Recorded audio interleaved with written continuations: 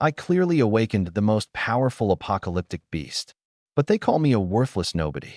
They said this because when I awakened my semi-beast yesterday, the pet egg in front of me showed no beastly shadow at all.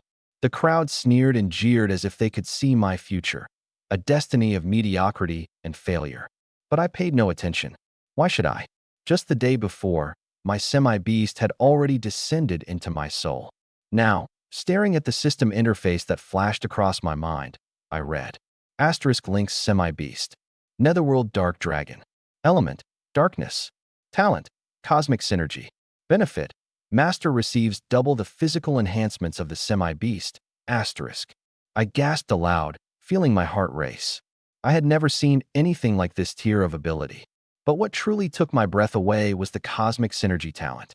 It meant that the stronger my semi-beast became, the stronger I would become. What kind of future awaited me with such power? A monstrous, unstoppable one, no doubt. As I stood there, ready to step off the platform and be done with this charade, White Frost, always earnest and encouraging, handed me another pet egg, urging gently, "Why not give it one more try?" With a sigh, I humored her, stepping onto the platform again. I let a droplet of my blood fall onto the egg. A burst of incandescent white light illuminated the entire square. Even the decorated Special Forces captain nearby subtly adjusted his posture, his chronic back pain, thanks to the steel rod fused into his spine, seemingly vanishing in an instant. But once again, when the light faded, the platform was empty. The audience erupted into laughter. "Looks terrifying, but all bark and no bite," someone scoffed. Yet, in the pit of my stomach, I felt something indescribable stir. The system interface in my mind updated again, and another semi-beast was listed. Holy Light Dragon. Element: Light. Talent: Apocalyptic Healing, Immortality. Benefit: Master gains unparalleled regenerative abilities. I stood there, frozen in disbelief. This was beyond extraordinary. Apocalyptic healing combined with cosmic synergy? Immortal and unstoppable. Was this even real? Meanwhile, White Frost misread my stunned silence as a sign of despair. Patting my shoulder, she offered a comforting smile. "Don't stress too much, Link. If beast taming isn't your future, you could always be a forge master or alchemist. You excel in academics. There's no shame in choosing another path."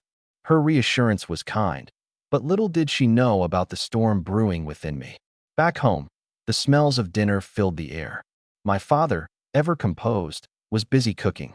At the table, I casually asked him, "Dad, why have I never seen your semi-beast?" Without missing a beat, he exhaled a cloud of smoke and muttered, "Lost it during a dungeon run. By the way, what about you? What came out of your egg?" Feigning nonchalance, I answered, "Nothing at all." After dinner, curiosity got the better of me. I powered up my computer and began searching for underwater dungeons. Most dungeons exist on land. Deep-sea dungeons are rare, and many oceans are labeled forbidden zones. Despite an hour of searching, there wasn't a single lead on the mysterious, abyssal waters where my netherworld dark dragon resided. As I prepared to call it a night, my father forwarded me a bizarre post titled, "You don't need to be a beast tamer to be strong." I couldn't help but laugh softly.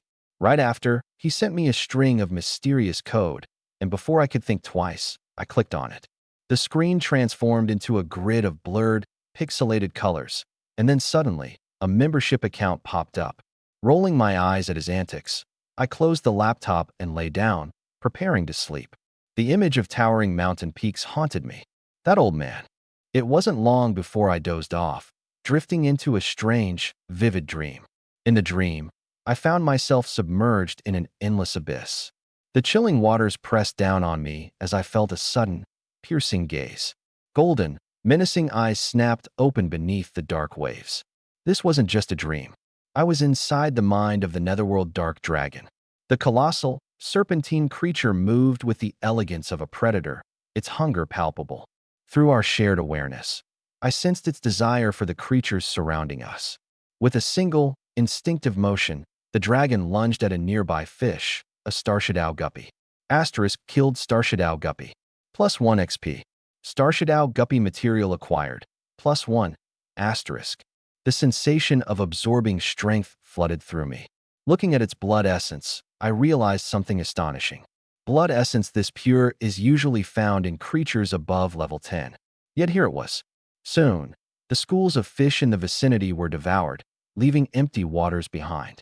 My system screen glimmered with an update. The dragon had leveled up. All attributes increased by 10 points. Thanks to cosmic synergy, my own physical stats had doubled. This level of improvement was unheard of. Ordinary semi-beasts only gained 1 to 5 attribute points per level. But this was beyond comprehension. The panel displayed. Asterisk semi-beast. Netherworld Dark Dragon Juvenile. Level 2. Element: Darkness. Grade: Apocalyptic. Skills: Dragon's Breath, Piercing Gold Claws, Dragon's Might. Asterisk. I spent 30 minutes roaming the abyss, obliterating schools of Starshadow guppies. By the end of it, I had collected 5 blood essences and decided to explore deeper into the sea. Maybe here I would find a clue, a secret to this enigmatic realm. Gliding through the dark, the dragon's massive golden eyes glistened dangerously. Its inky form was a shadow that consumed the light. Creatures scattered at my approach, unwilling to come near. Until, suddenly, I came across a formidable presence. In the dark waters, a pair of enormous, glowing red eyes, like lanterns, opened. A monstrous silhouette emerged, disrupting the currents with its sheer bulk. The entity charged towards me with terrifying speed. A shiver ran through me as its enormous form came into focus. It was a crimson bloodfish king, dozens of times larger than the average crimson bloodfish. Each scale on its body opened and closed like a mouth, and its lantern-like eyes burned fiercely, oozing malice. I had wandered into its territory unknowingly, and I could feel its anger emanating like heat. Yet, despite its intimidating display, I noticed something. It wasn't attacking outright. It was posturing, trying to scare me off. Quietly, I prepared a skill. Piercing Gold Claws. Golden energy coalesced into jagged claws, which ripped through the water, heading for the crimson bloodfish king. Enraged, but now fully committed, the king retaliated. Opening its massive mouth, it unleashed a wave of invisible sonic force that collided with the claws. As the forces clashed, my attack tore through its defenses, leaving deep, bloody gashes in its scaled mouth. Dark blood seeped into the ocean. Enraged and wounded, the crimson bloodfish king attacked recklessly, attempting to crush me with its sheer size. But just as I initiated another skill, an enormous dragon claw emerged from the shadows, black and infinite. And with one devastating blow, it smashed the furious crimson bloodfish king into the ocean floor. The dragon's claws pierced into the body of the scarlet bloodfish king, pinning it down securely beneath its grasp. It couldn't move a muscle.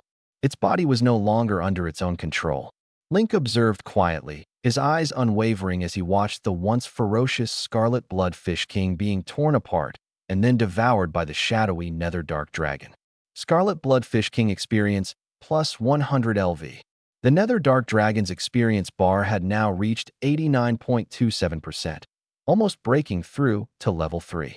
He absorbed the scarlet bloodfish king's essence. Link realized he hadn't been the one to deliver the final blow.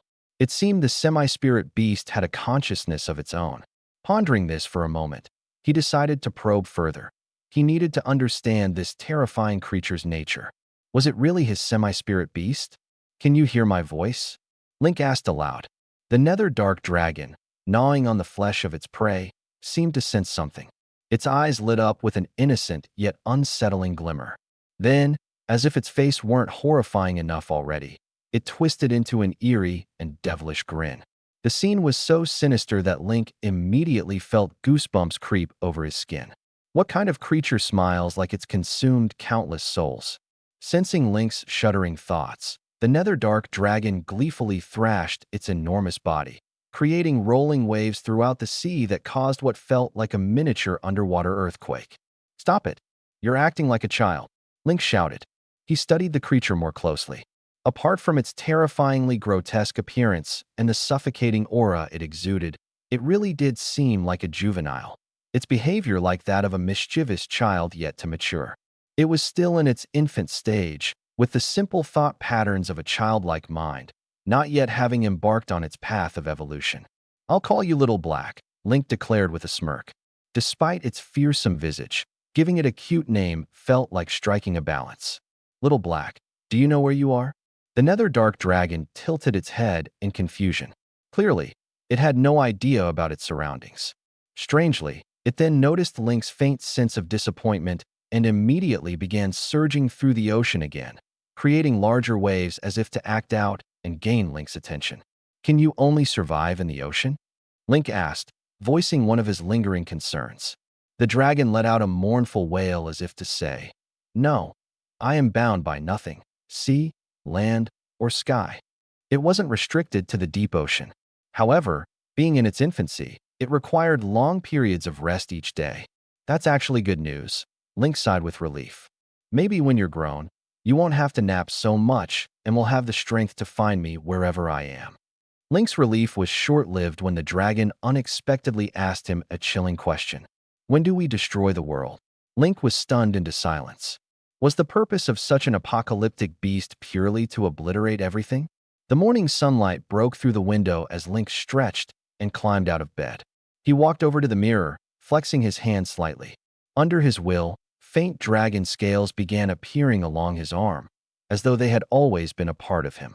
Shadows swirled faintly behind him, casting ghostly illusions. Feeling the surging energy coursing through his body, he clenched his fist and swung it forward lightly. The air itself burst with a sonic boom. The leap in power was astonishing. This enhancement was coming from the Nether Dark Dragon, at just level 2. If this was only the beginning, what unimaginable strength would come later? Aside from Little Black, the Nether Dark Dragon, he also had a Holy Light Dragon in his arsenal. But he'd spent most of last night bonding with Little Black and forgot to examine the other. Lying back in his bed and staring at the ceiling, Link felt exhilarated. Testing another idea, he concentrated his thoughts. A crimson crystal core materialized in his palm. It was real. He could bring objects from the Black Sea back into the real world. This discovery left him giddy with excitement. This was the greatest treasure the Black Sea had to offer, a means to turn ambition into reality. Link wasn't without dreams. At 18, like any young and determined soul, he fantasized about becoming a revered beast tamer, admired by all. "Son, breakfast is ready," called a voice from outside his bedroom. Link exited his room, surprised to find more than instant noodles waiting on the dining table. What's going on? His dad, Lin Chongqing, had somehow managed to whip up a proper meal: stir-fried chives and eggs, oysters and soy sauce, and even a simmering pot of Buddha jumps over the wall soup with sea cucumbers. What's with the fancy spread? Link teased playfully, sitting down. "I'm just a young guy. Aren't you the one who needs all this nutrition? You should eat more." Lin Chongqing, sitting opposite with nothing but a cup of instant noodles, grunted dismissively. "I'll just have this." His gaze carried a rare depth of emotion. Noticing something odd, Link grabbed the bowl of noodles to investigate. Under the surface, he discovered a plump ginseng root soaking alongside chunks of premium sea cucumber. "Put my noodles down," Lin Chongqing growled. After the light-hearted spat, the pair finished their breakfast. To Link's surprise, his father then went back to his room and emerged wearing his finest suit. It was so well-kept it seemed almost new. The last time Link saw him where it was in his parents' wedding photos. "What is this? Are you dressing up to find me a stepmom?" Link joked cheekily. Extinguishing his cigarette, Lin Chongqing spoke seriously. "I've decided to quit smoking and re-enlist in the military." Caught off guard by the declaration, Link felt his chest tighten.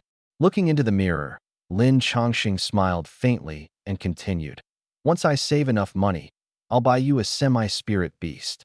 Hearing his father's words caused Link's nose to sting. A rush of emotions surged through him as he approached. But instead of embracing his father, Link flicked his forehead with measured force. "You want to play the role of a heroic middle-aged man? You know even the cheapest semi-spirit beast costs hundreds of thousands, right? Do you want to throw yourself into some dangerous dungeon crawl and end up as monster food? Planning to leave me your treasured collection of 2,000 terabytes instead?" Lin Chongqing listened to his son's audacity without a hint of anger, only staring deep into his eyes. A long silence followed before he asked softly, "Do you feel inferior?" Link blinked in surprise. "You don't seem to feel that way, so why should I?" he replied, glancing at their modest home, sparsely furnished with bare essentials. "Keep watching, old man." Your son is going to move you into a mansion soon, Link declared brazenly before storming out the door. Left alone, Lin Chongqing lit another cigarette. This kid's really lost it, hasn't he? He couldn't help the smile creeping onto his face, despite knowing his son's words were mere hope. Pulling out his phone, he made a call.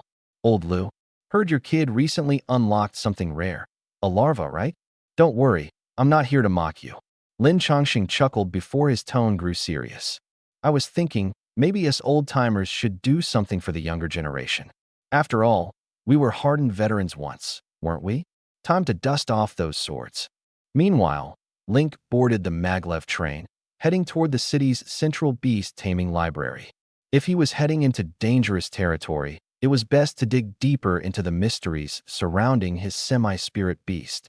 Stepping inside the library, he breathed in the familiar scent of books. This was a place he knew well from examining materials for school exams and jotting notes from old bestiaries. Semi-spirit beasts, he murmured as he began his search. The classifications varied widely, but the most authoritative categories were the flight type, element type, phantasm beast type, and support type. Of course, there were also mutated types classified as special types. Some powerful semi-life beasts even possessed dual or triple elemental attributes. Link skimmed through the books in general and found nothing about semi-life beasts being away from their masters, yet still allowing their abilities to be shared. The most similar examples he could find were in the support type and phantasm beast type categories, which could augment the abilities of beast tamers, but this enhancement was nowhere near the overwhelming boost that Link experienced. Disheartened, Link closed the book and was about to leave when a familiar voice called out to him. It was Bai Shuang. She was wearing a pale blue dress, looking vibrant and elegant, with her hair tied back in a neat ponytail. However, her eyes immediately fell on the hefty guidebook Link had just set down on the shelf, the comprehensive introductory guide to beast energy. So, you've started researching beast energy, huh? She asked with a small teasing smile. Link scratched the back of his head awkwardly. He had only picked up the book because it seemed like the perfect size to press flowers in, not because he actually intended to read it. Before Link could respond, Bai Shuang grabbed his wrist and said matter-of-factly, "Come on, I'll take you to the upper floors. The stuff down here is just surface-level fluff. I'll show you the restricted section for Beast Tamer access. It might actually help you." "Senior Bai Shuang, maybe another time," Link replied, shaking his head. "Those advanced techs are way over my head right now. I don't want to waste too much time in the library." Bai Shuang didn't insist. Instead, she pulled a magnetic access card out of her bag and handed it to him. "Here's my secondary library card. If you need anything later, just use it to borrow books upstairs. Just remember to return them." "Isn't this against the rules?" Link hesitated as he accepted the card. Bai Shuang turned her head slightly, a sly smile playing on her lips. "Probably. But this library happens to belong to my family." She raised a finger to her lips and whispered, "Just keep it a secret, okay?" As Link left the library, he slipped the card into his pocket, feeling a sense of unexpected delight. This could really come in handy. Just as he was getting on the maglev train, his phone rang. It was Lu Dazhuang, his tablemate. "Yo, Lin, our class is organizing an introductory experience at the cave instance today. Are you coming?" Lu Dazhuang's usual loud and boisterous voice echoed from the speaker. Link paused for a moment. He hadn't been notified about it. It was probably because he hadn't awakened a semi-life beast, so the homeroom teacher assumed it wasn't relevant to him. Cave instances were notoriously dangerous. Even the lowest level ones were survival nightmares for ordinary people. Without the help of a semi-life beast, it was almost impossible to ensure safety. "I mean, you're already here, right? You can just watch. It's not like anyone's forcing you into battle," Lu Dazhuang urged impatiently. "I'm waiting for you in White Deer Town. Let's go together, okay?" After hanging up, Link pocketed his phone. To be honest, even without Lu Dazhuang's call, he was planning to check out a low-level instance. He wanted to test his physical capabilities now that he had undergone some changes. By the time he arrived at the White Deer Town stop, Lu Dazhuang was already there, looking as over-the-top as ever. With his right hand raised as if he was holding a sacred artifact, he made quite the scene walking over, a small, white maggot-like creature floating above his hand. If you didn't look closely, you might think he was empty-handed. "You made it, Lin." Lu Dazhuang beamed, grinning from ear to ear. Do you know how handy my semi-life beast is? It's the ultimate solution for clogged toilets. Last night, I even got invited to Principal Xia's house. I fixed their pipes in no time. Several nearby passengers moved away, frowning in disgust, but Lu Dezhuang, oblivious as ever, continued bragging about his proud achievements. It looks like it's gotten bigger, Link noted, half curious and half amused. Yeah, sewage has nutrients, Lu Dezhuang replied matter-of-factly. Lil White loves it. Who knows? Maybe it'll grow to the Lord level someday. A visibly annoyed train conductor finally snapped, addressing Lu Dezhuang with a scowl. If you keep talking about that here, you're getting kicked off this train, pal. After they got off the train, the passengers inside opened the windows in unison, taking deep breaths of fresh air, clearly relieved to have them gone.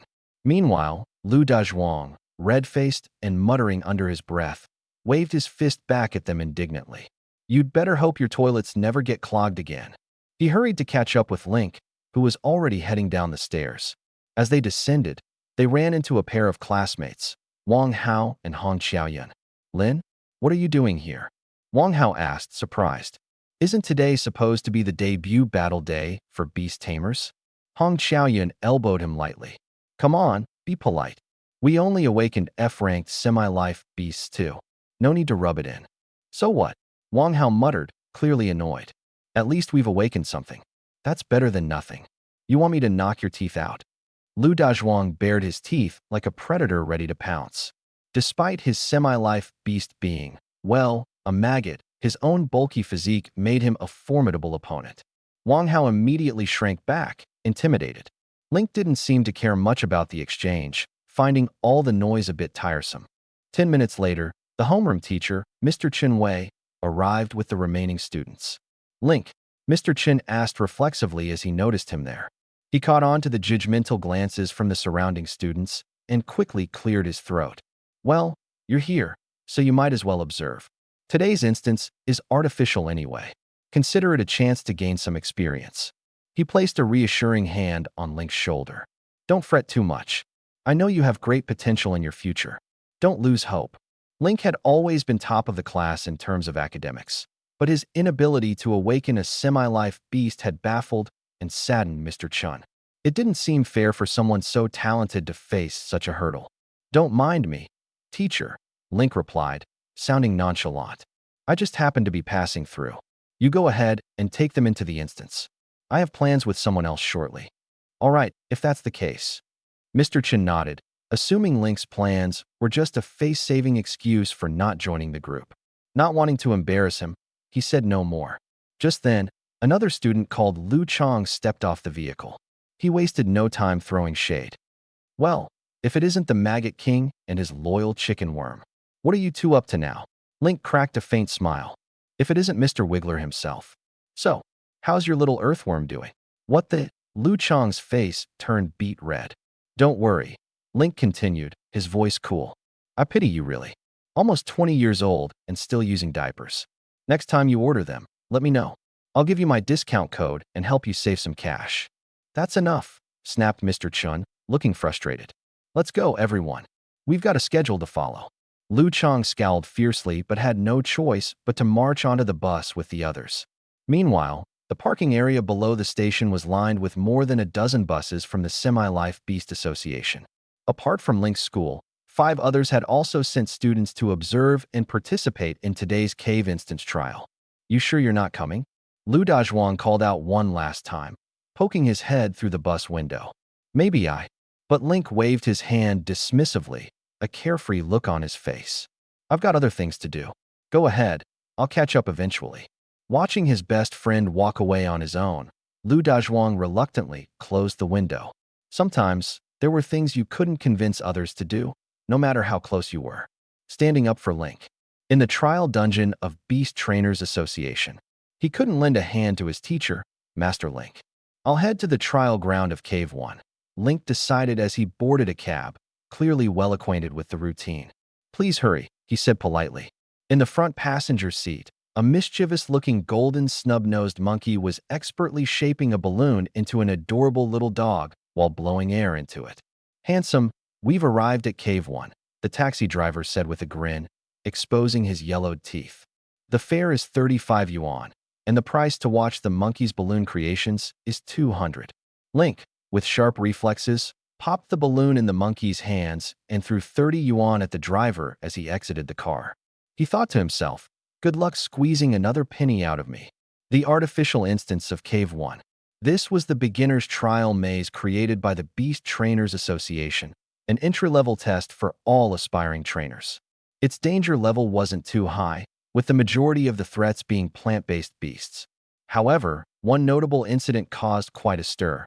A rookie trainer had been devoured by a man-eating flower and wasn't rescued until a full day later, completely covered in sticky fluids. If not rescued, it would take the plant 7 days to digest its victim. For rookies learning the ropes, the trial was as harrowing as it was perfect. At the mouth of the cave, an ancient array of magic stones suppressed the maze beneath. This formation, rumored to be set by high-ranking members of the Beast Trainers Association, was formidable. A legend linked it to the half-beast curse of the association, a supernatural being summoned for subjugating monsters. These half-beasts were rare and powerful, making even experienced trainers cautious. "Little bro, why are you by yourself?" a warm voice called out. A man named Xia Yuntian approached warmly. "I'm an honor graduate from Shaman University. If you're interested in breaking into the speedrun leaderboard for the fastest dungeon clear, I can help. For just 10,000 yuan, I'll get you into the top 10. Link glanced up at a shimmering virtual leaderboard floating above the dungeon's entrance. The rankings for the fastest completions of Cave 1 were displayed there. "See that? The current 10th spot. That's my name," Xia Yuntian boasted, hands on his hips. "Judging by your young look, I'd say you're still in high school. Just picture this. While others are fumbling their way through the maze, your name is already up there, shining brightly in the top 10. Isn't that incredible? Is there any reward for getting first place?" Link asked out of curiosity. Xia Yuntian's confident smile faltered as he hesitated. After a moment of awkward silence, he excused himself and hurried off to pitch his services to someone else. The record for the fastest completion of Cave 1 had been unbroken for 5 years, not for lack of trying, but because it seemed downright impossible.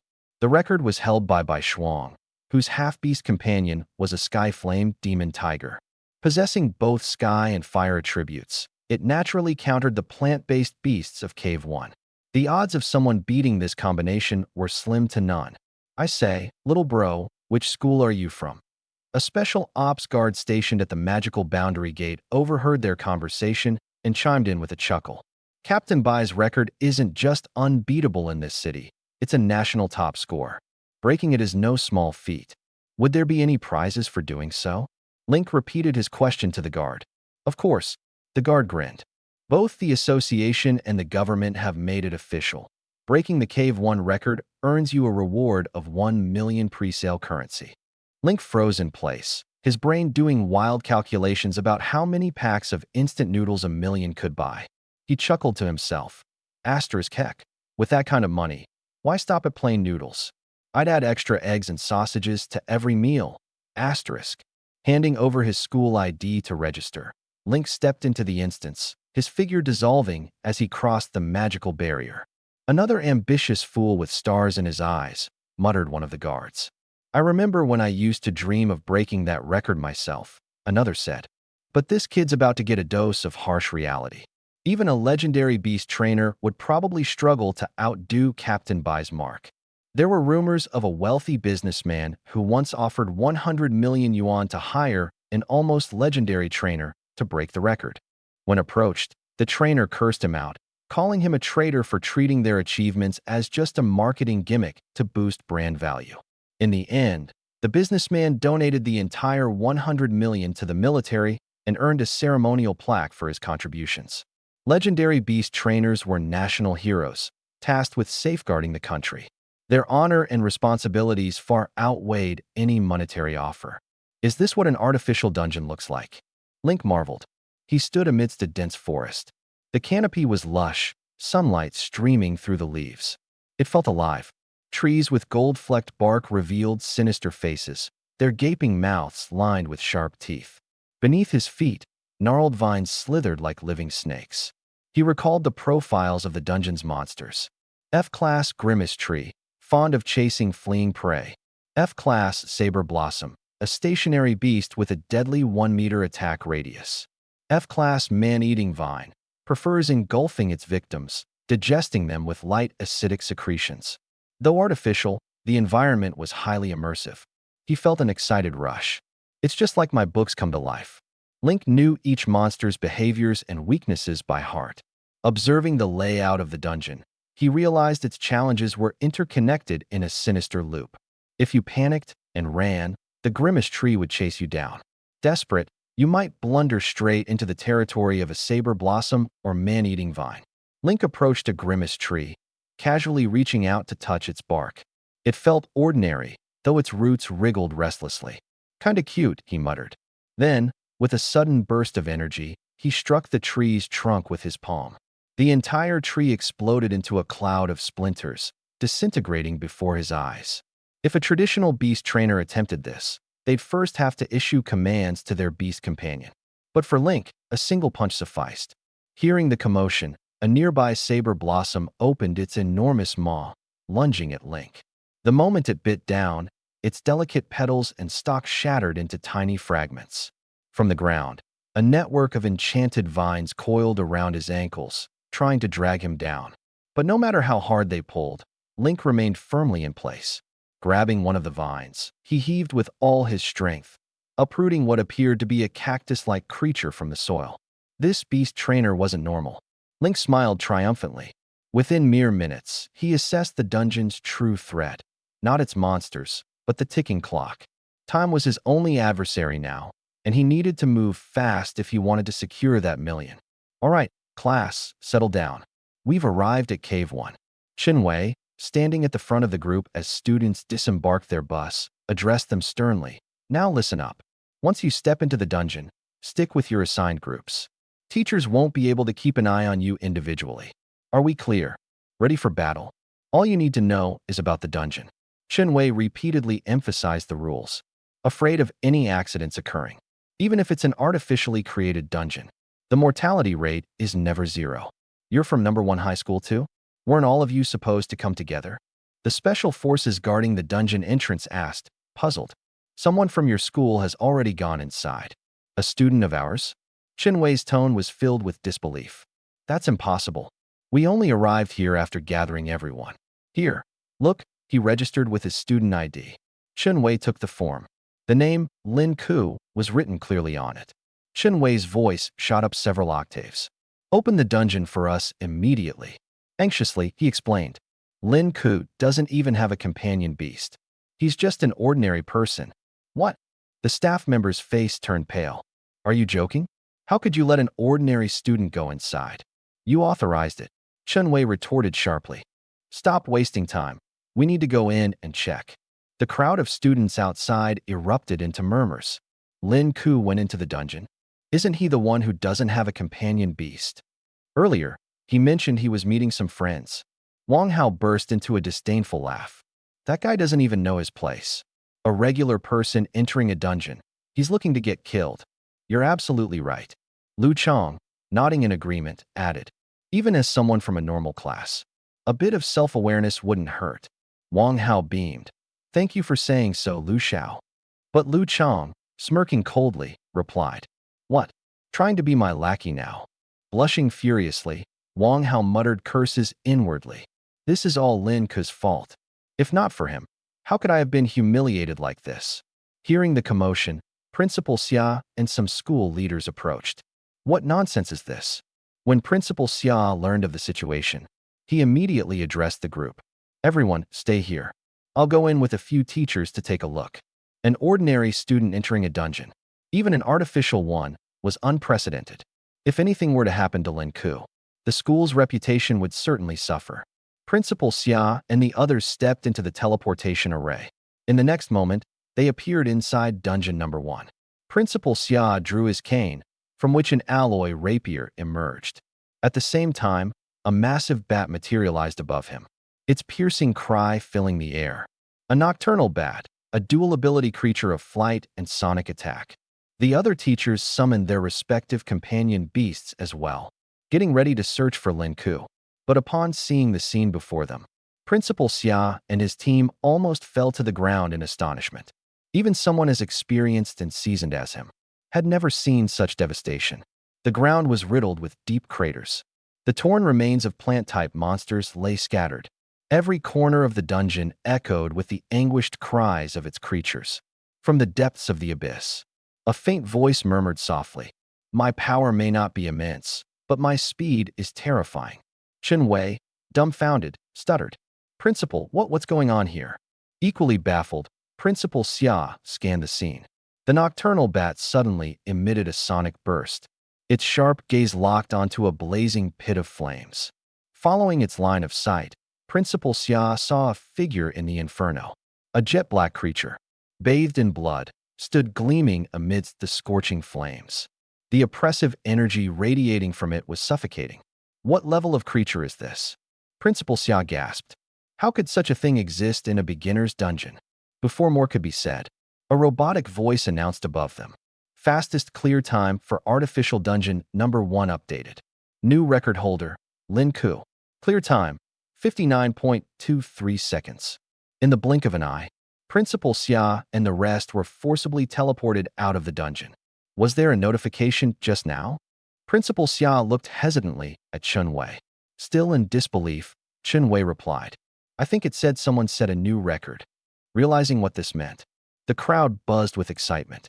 Someone pointed to the leaderboard as it changed. "Doesn't that name sound familiar?" "Principal, one of my students is named Lin Ku." Chen Wei turned towards Principal Xia. Principal Xia froze, staring at the leaderboard. No way. A student without a companion beast, breaking a record. Moments later, Lin Ku teleported out from the dungeon. Still stunned, no one noticed his approach as he walked to staff members nearby. "Hi, I'm here to collect my reward." Distracted, one staff member absent-mindedly waved him off. "Not now. Can't you see we're reviewing a record-breaking run?" "But I'm the one who broke it," Lin Ku said indignantly, crossing his arms. The staff member blinked in surprise, finally looking at Lin Ku. First at his student ID, and then up at the leaderboard. Holy! The outburst drew the attention of everyone present. Principal Xia, snapping out of his shock, hobbled over hurriedly. "Lin Ku, are you okay? That was reckless." Before Lin Ku could say a word, Principal Xia barraged him with a torrent of words. "You're a good kid, but you can't give up just because you don't have a companion beast. Thank goodness you're unharmed. Otherwise, how could I face your family?" "Sorry, Principal. It won't happen again," Lin Ku replied sheepishly. "I just came to claim my reward." "Reward?" Principal Xia froze. He looked at Lin Ku, then at the leaderboard again. "You're saying that's you?" Silent, Principal Xia couldn't process the reality. Chen Wei, sweating profusely, spoke up.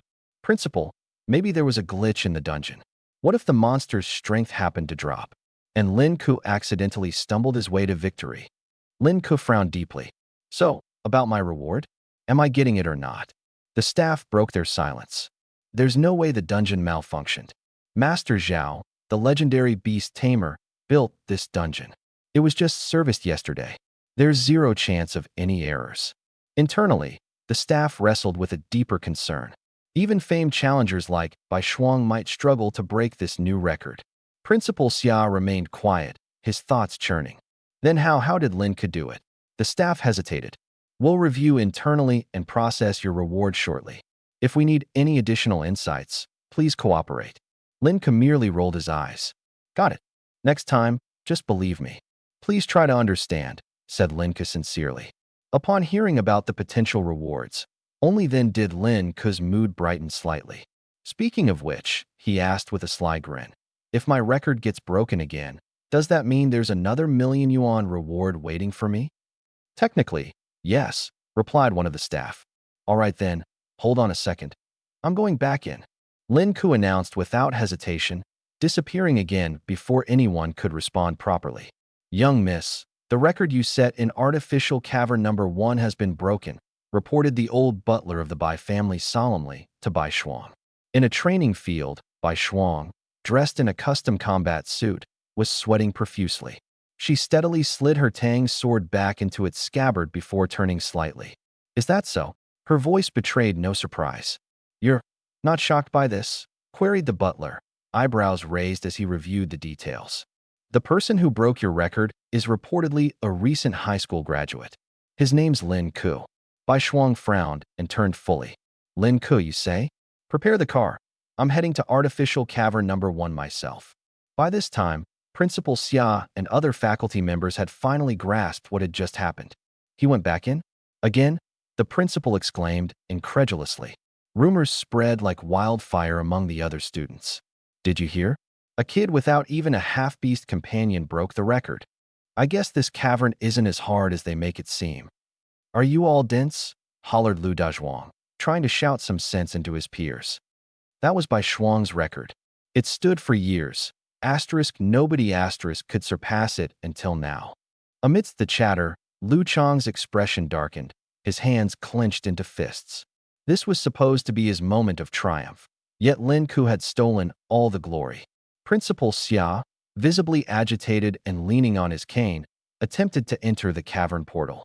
Just as he approached, the leaderboard projection changed before everyone's eyes. Lin Ku's name briefly disappeared. Principal, look. The bug must have been fixed. But then, Lin Ku's name reappeared at the very top.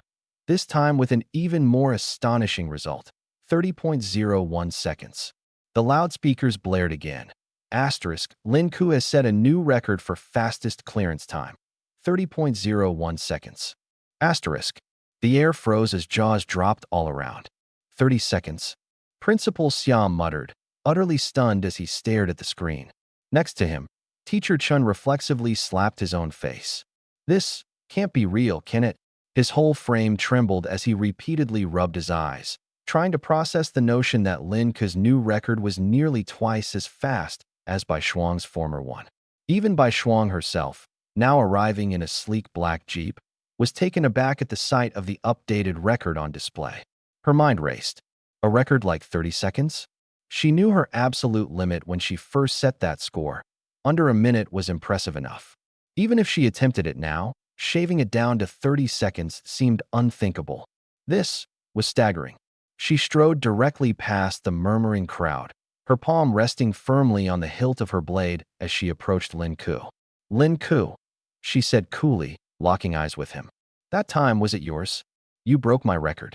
Lin Ku, casually calculating in his head how many packs of instant noodles he could buy with his reward money, only half registered her question and distractedly asked a nearby staff member, when can I expect this prize transferred into my account? Any moment now, replied the staff member. Bai Shuang cut in, her gaze sharp as ever. Was that your limit? She asked, her voice quiet but insistent. Lin Ku chuckled lightly, shrugging. Does that even matter? Unruffled, Bai Shuang shook her head. Give me your banking details, she demanded. But Bai Shuang, one of her team interjected hesitantly. This reward is supposed to come from the association. It's not proper for you to. Without further explanation, Bai Shuang transferred a personal payment of 2 million yuan into Lin Ku's account in a matter of seconds. Lin Ku's face lit up with genuine excitement. Though the amount wouldn't be enough to purchase a villa, it would definitely be enough for him to treat his old man to some premium VIP services. Guess that's it, then. Thanks, everyone. Lin Ku waved nonchalantly as he turned to leave. Wait. Principal Xia tried once again to stop him, clearly unsatisfied with so many unanswered questions. This whole situation was nothing short of suspicious. Before anyone could utter another word, Lu Chang finally snapped. He cheated, the boy spat venomously. There's no way someone without a half-beast could break 2 records in a row. Based on what? Supported by his privileged background, Lu Chang had been reliant on enhancement serums to strengthen his bloodline, which had helped him nurture a formidable B-ranked half-beast. This event was supposed to serve as his shining moment. Some of his lackeys echoed his sentiments. Yeah, maybe that cavern isn't even all that challenging, one sneered. I'm telling you, anyone with functioning hands could break those records, quipped another sarcastically. Bai Shuang, listening to the noise, coldly sauntered up to Lu Chang's face. With a commanding flick of her Tang sword, the sky flame tiger manifested from her blade, a fierce aura pressing down on Lu and his lackeys with oppressive weight. Captain Bai Shuang, what are you? Someone stammered. Without so much as a glance, Bai Shuang ordered the ethereal tiger to clamp its jaws on Lu Chang's collar. flinging him unceremoniously into the replication portal. One by one, the others who had challenged the credibility of Lin Ke's achievements were similarly tossed into the depths of the artificial cavern. Let them learn their lesson, Bai Shuang declared icily. Mere moments later, the system announced each participant's fate. Every single one had succumbed inside the cavern. The once arrogant Lu Chang stumbled out, pale-faced, knees buckling beneath him as haunting memories of ghost-faced trees chasing him through the dark replayed endlessly in his mind. Anyone else? Bai Shuang's voice cut like ice as she addressed the assembled students. Not a single person dared to respond. Artificial caverns give you second chances to fail. Real ones don't, Bai Shuang continued, narrowing her steely eyes. If you can't achieve unity of will and precision control of your half-beasts in battle, you're dead. End of story. The crowd collectively lowered their heads, ashamed. For once, Lu Dazhuang, clearly driven with zeal, cheered his modest half-beast companion, exclaiming, "Don't give up, little white. Eat some, you know what, and power up. I believe in you." Meanwhile, elsewhere, news of Lin Ke's accomplishment had reached Wang Zhen. The record got broken? "Who's Lin Ke?" exclaimed Wang Zhen, the captain of the Tiger Special Forces. "Get me that kid. Offer him a position as a full-fledged member of our team." Hearing this, Lu Chang sank further into despair. As someone still in the reserve team himself, watching Lin Ke skyrocket past him was a bitter pill to swallow. "He's not available." Bai Shuang's tone allowed no room for argument. "Lin Ke has more important things to do." Confused, Lin Ke raised an eyebrow at her bold declaration. Honestly, he wasn't particularly interested in the team offer and figured his schedule was wide open. Bai Shuang leaned in so only Lin Ke could hear her whisper, "Let's see what your true limit really is." "Senior Bai Shuang, I've already hit it," Lin Ke admitted with a smirk. He hesitated briefly. If I keep breaking records, the association might step in. The young man knew better than anyone that drawing too much attention wasn't a good idea. Bai Shuang's gaze didn't waver. "But if you can," White Frost added with a smile, "how about 4 million? Honestly, money isn't what I care about." "Then 5 million it is," she said playfully, the scar near her eye curving up almost mischievously. Lin Ke clenched his teeth. "Fine, 5 million. Let's go with that." "Good," White Frost said with a dazzling smile. "I'll prepare myself, and we'll begin tonight." She took a step aside, indicating the way with an elegant nod. "I'll be ready." Lin Ke left amidst the stunned gazes of the surrounding people. "Was that a confession just now?" muttered Lu Dazhuang, still processing the scene. "What are you talking about?" "I swear she told Lin Ke she's willing to wait for him," another person exclaimed. "Damn it, I'm so jealous right now," Lu Dazhuang shouted in frustration. First he gets the money, and now even White Frost. Lu Chang's jealousy was almost tangible as his face turned red from suppressed anger.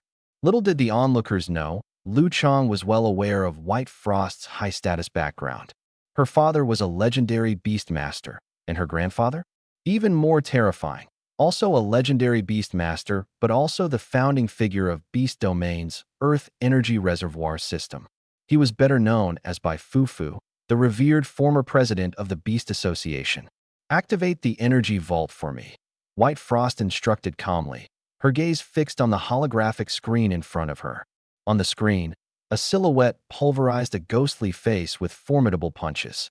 She turned to the elderly butler by her side. "And also, I want my grandfather's latest battle suit for this." The butler was taken aback. "Miss, that earth energy armor is still in its testing phase. The old master left strict orders not to touch it unnecessarily." "Didn't Grandpa want me to conduct trial runs?" White Frost replied indifferently while wrapping white bandages around her palm in soft circles. "This is the perfect opportunity." The butler hesitated before finally asking, "Miss, are you talking about that Lin Ke boy?" White Frost didn't respond, simply urging him to get to it with her characteristic composure.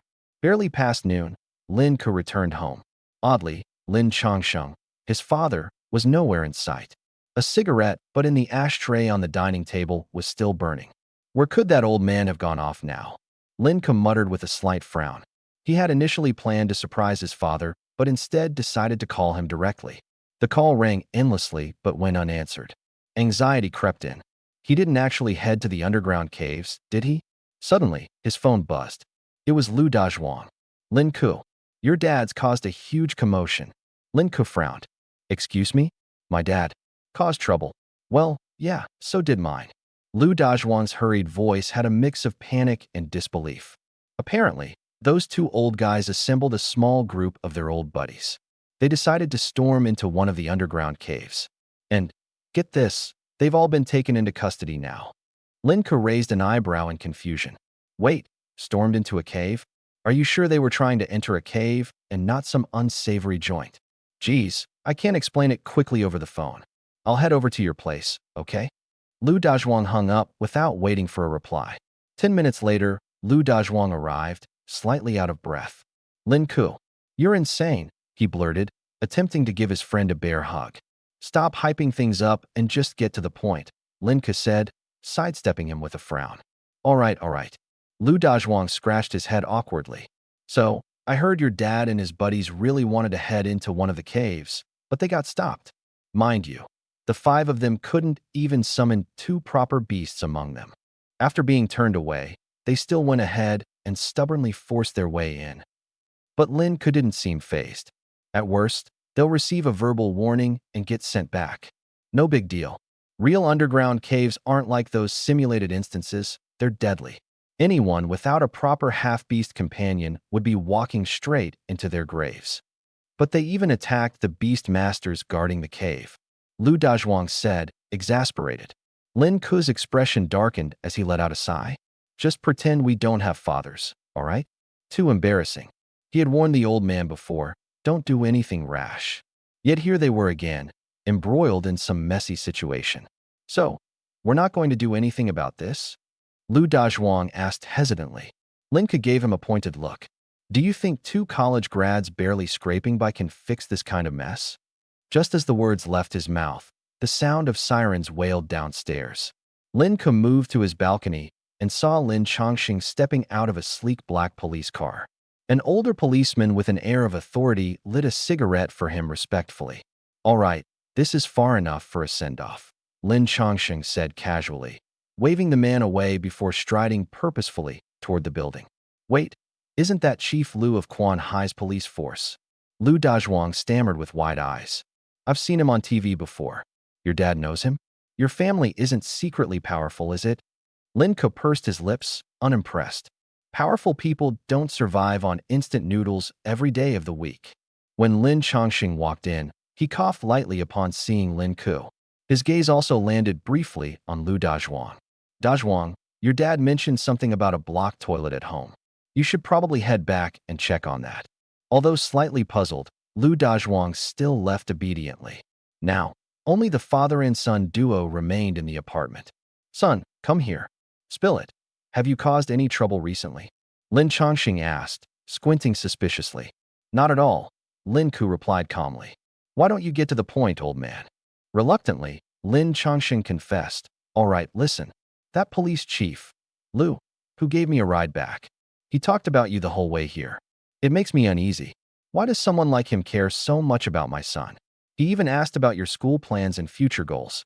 What's going on, huh? Honestly, for a second, I started wondering if Lu was secretly your real dad. Lin Ku rolled his eyes, but stayed silent. Fine. No trouble, then, Lin Chongqing muttered, scratching his head as though the whole ordeal still mystified him. As if he would tell him up front about breaking records or being recognized by higher-tier institutions. That's a headache for later. Lin Ku was about to continue teasing the older man when more phone calls suddenly began pouring into Lin Chongqing's phone from high-ranking officials, esteemed academy deans, and even military figures. It was a storm of attention Lin Ku hadn't quite anticipated. All of them want to meet me? Lin Chongqing asked, genuinely stunned. Meanwhile, Lin Ku, reclining lazily, merely smirked. Guess what, Dad? You might need to start making a waiting list. Lin Chongqing hung up the phone in shock. Murmuring to himself, he said, this must be a scam, right? Lin Chongqing had experienced a whirlwind of a night. The phone never stopped ringing, all from people who once seemed far beyond his reach. By the time he received more calls later, he had grown desensitized. They all expressed a desire to visit him someday, but never mentioned when. This only made his suspicions of a scam grow stronger. Lin Ku, however, seemed unfazed. Whether it was from the military or prestigious academies, interest was being shown, but breaking a record once wouldn't be enough to provoke a personal visit. At most, these gestures felt like polite overtures. News floated around about senior White Shuang, who had just graduated. 30 principals from prestigious schools all over the country had visited her in person. Ironically, the school that gained her attendance was the low-profile Quan Hai Academy, which hadn't dared show up in person. On his way to the artificial dungeon, Lin Ku curiously looked up news about White Shuang. She came from a well-established family and was expected to attend elite institutions. Yet she graduated from an average class at First High School. Everyone assumed she'd choose the most powerful academy in the capital, the Imperial Divine Beast Academy. Instead, with stellar grades, she picked Quan Hai University. Quan Hai University's principal didn't sleep that night, taking countless mysterious calls full of threats. Frustrated, he stormed into the provincial education office, exclaiming, "Now that White Shuang has chosen Quan Hai Academy, she belongs to us. If any of those Divine Beast or Prodigy Academy principals bother me again, don't blame me for getting rude. Do they think I'm such an easy target?" The director awkwardly tried to calm the principal down, suggesting he stand up from the floor, as his dramatic posture didn't quite fit the legendary atmosphere of their conversation. Under the night sky over Fengyang Mountain, the artificial dungeon was shut down. Normally, these dungeons operated 24/7, except during maintenance. But today was an unusual exception, as it was blocked off with the explanation of a military exercise. "Brother Lin, you've arrived." Lin Ku had just stepped out of his car when Special Forces Captain Wang Zhen approached with a smile. "We've been waiting for you for a while now." Lin Ku recalled that Wang Zhen had been responsible for the elite group during their tests. Normally, these two wouldn't have crossed paths in their lifetimes. Yet here Wang Zhen was, acting unusually friendly. "I'll take you in. Captain White Shuang and the others are already waiting inside," Wang Zhen said. "Others?" Lin Ku asked curiously. "You'll see for yourself inside," Wang Zhen replied without explaining further. Along the way, Lin Ku noticed heavily armed soldiers standing guard, as well as several individuals in combat suits from unknown factions. The security was unusually tight. "This is as far as I can take you," Wang Zhen said, stopping in front of the dungeon entrance. "Brother Lin, we should grab a meal together sometime." Wang Zhen's casual proposition was met with a polite nod from Lin Ku, who merely exchanged pleasantries in return. The typically bustling artificial dungeon was eerily quiet at this hour. Two tall guards stood by its sealed entrance, exuding a presence that far surpassed the morning staff Lin Ku had seen before. White Shuang, resting with her eyes closed, held the hilt of her sword at the entrance.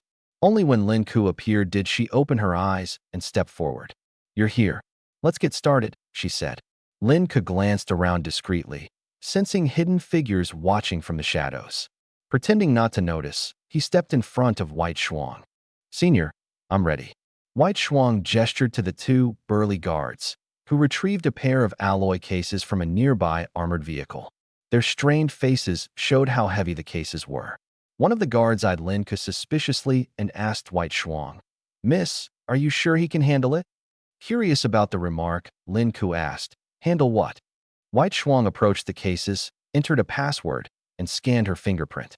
With a soft click, the cases opened to reveal a strikingly designed black battle armor.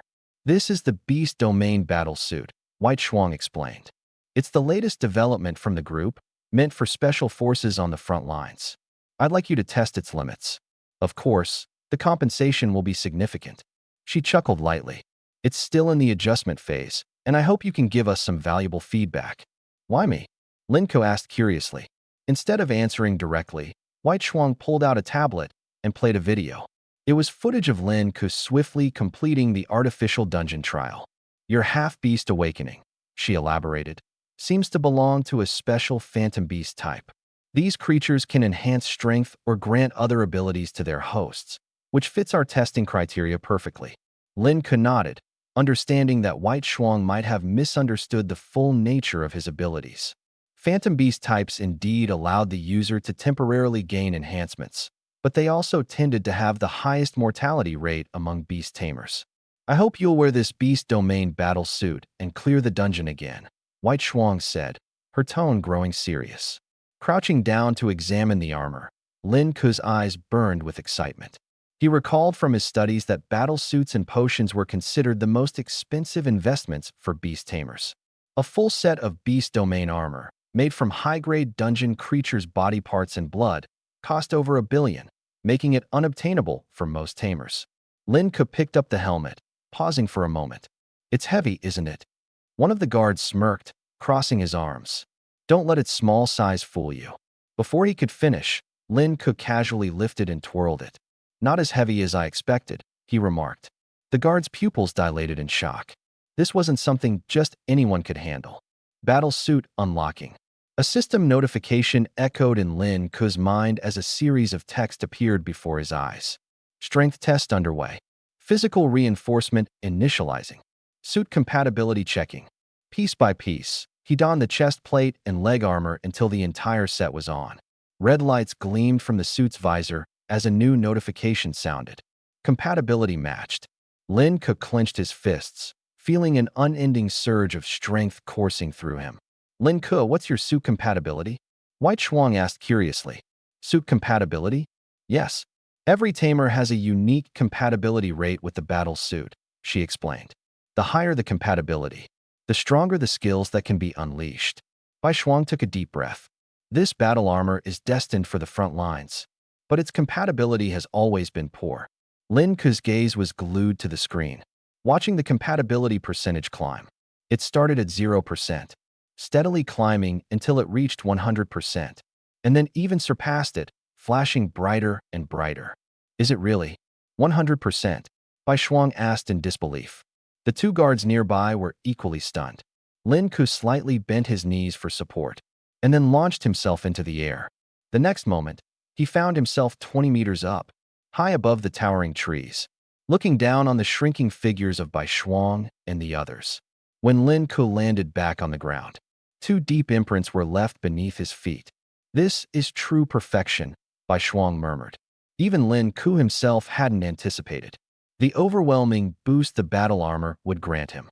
With the power of his beast energy, already bolstered by the Darklight Dragon's blessing, combined with the amplification of the battle armor, he felt invincible, a walking juggernaut of steel and fury. "Senior Bai Shuang, can we start now?" Lin Ku's voice brimmed with eagerness. He couldn't wait to test how far his current strength had been elevated. The two guards exchanged glances, jealousy flickering in their eyes. They'd tried prototype versions of the battle armor before, but their compatibility fell far short of Lin Ku's. In fact, wearing the armor often hindered their movements, rather than enhancing them. "Perfect compatibility," someone muttered. In the dense forest, whispers and murmurs of shock rippled through the air. "Old Bai, are you certain? This is the Beast Domain contract armor. The Black Azura 190 battle suit, the masterpiece you delivered to our military. There's no way it's a perfect match," one voice argued. "How dare you question me?" Baionbong's booming voice interrupted. "I designed this armor myself. My work can't possibly be misidentified. Still, none of our elite soldiers could wear it at more than 60% compatibility." "Perfect compatibility? Impossible. That's because none of them measured up," Baionbong retorted smugly. He raised his chin proudly. "Finally, someone who does justice to my masterpiece. This one," he said while pointing at Lin Ku. "We'll be taking him into the military." "Keep dreaming," another voice interjected. "His first priority is his studies at the Advanced Academy, not running off to the army. Don't get ahead of yourselves." The argument escalated, different factions discussing their claims on Lin Ku. Finally, Baionbong's voice cut through the commotion. "He's qualified to be my grandson-in-law." "You're not the only one with granddaughters, Old Bai. I've got 2 myself. And don't forget our academy is teeming with beauties." Just then, Baionbong's earpiece buzzed, and Bai Shuang's icy voice came through. "Grandpa, enough." The clamor died instantly. All right, dearest granddaughter, don't be mad." Baionbong chuckled nervously. Meanwhile, Lin Ku was still lost in his admiration for the battle armor. "If only I could take this with me," he muttered. "This suit was worth billions, at the very least." "Let's begin, Lin Ku," Bai Shuang's calm voice commanded. Lin Ku noticed that Bai Shuang's cheeks seemed faintly flushed, but he didn't think too much of it. "Entering the virtual trial," she continued. Prepare to record all data, strength, agility, mobility, reaction speed. With the armor's enhancement, his performance may be capable of setting a record time of around 20 seconds. No sooner had she finished speaking than an announcement echoed. Fastest completion record, 6.01 seconds. When the new record appeared at the top of the leaderboard, Bai Shuang's breath caught in her throat. Data, she barked, spinning on her heel. To check the computers of the two technicians. Strength, speed, burst power. All indicators were climbing uncontrollably. As every stat pushed to extreme levels, alarms began ringing from the console. Captain, we can't calculate accurate figures. This armor shouldn't be capable of exceeding its performance limits like this. One of the technicians adjusted his glasses with trembling fingers. Could there be an error in the system? How did it go?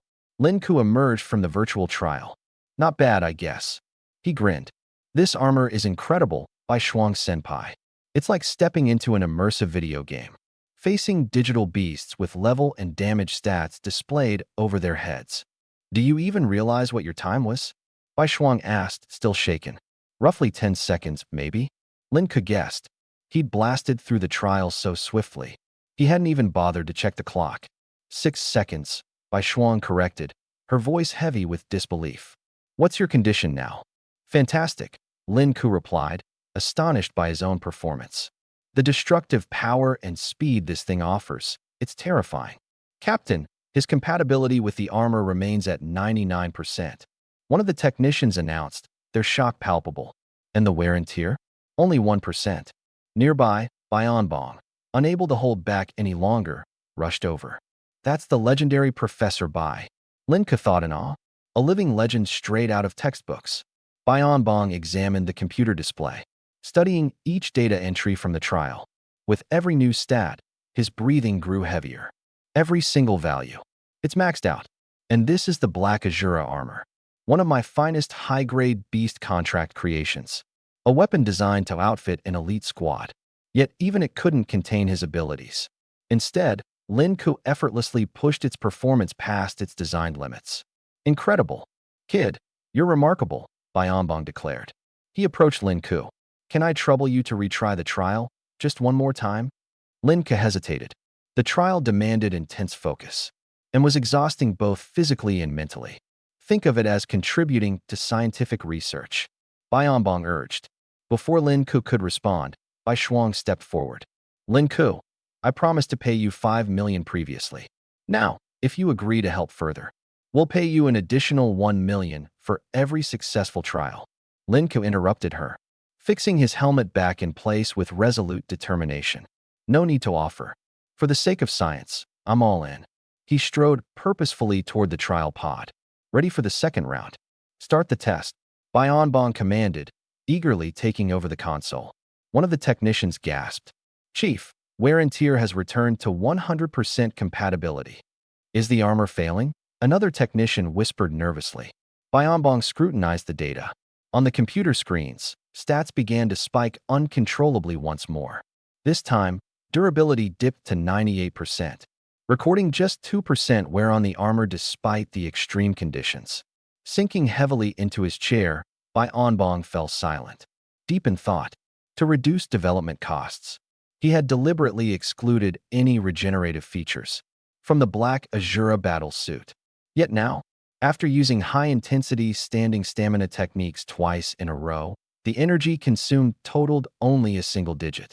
This wasn't just impressive, it was downright mind-blowing. Unnatural, even. How do you feel now, my young friend? Bong's voice carried a touch of bitterness as he watched Link emerge smoothly from the virtual challenge. Do you feel exhausted at all? I think we should run a few more tests to ensure the authenticity of the data, don't you think, old Bai? Link asked with a grin as though the earlier challenges were nothing but a warm-up. Bong frowned. He couldn't understand it. How was it possible that after running through 2 intense simulated trials, Link's energy consumption was practically non-existent? Was the boy some kind of perpetual motion machine? Reluctantly gathering himself, he muttered, Fine, let's try another round. Without hesitation, Link, wearing the fearsome Shura battle suit, dove back into the simulation for a third test, not even pausing for a single second. Remarkably, The boy's stamina and vitality seemed to immediately recover.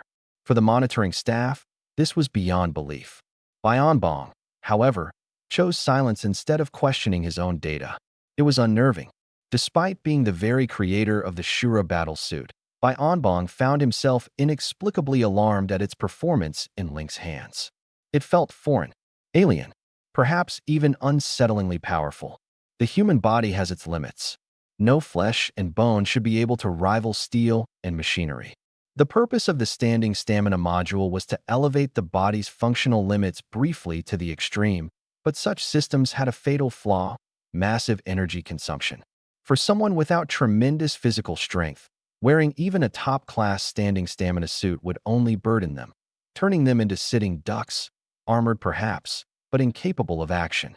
Yet, when Bong noticed that not only was Link's consumption negligible, but his physical performance seemed to climb during the process, he quietly closed his laptop. Something's not right with this suit. The test data can't be trusted right now, Bong said coldly.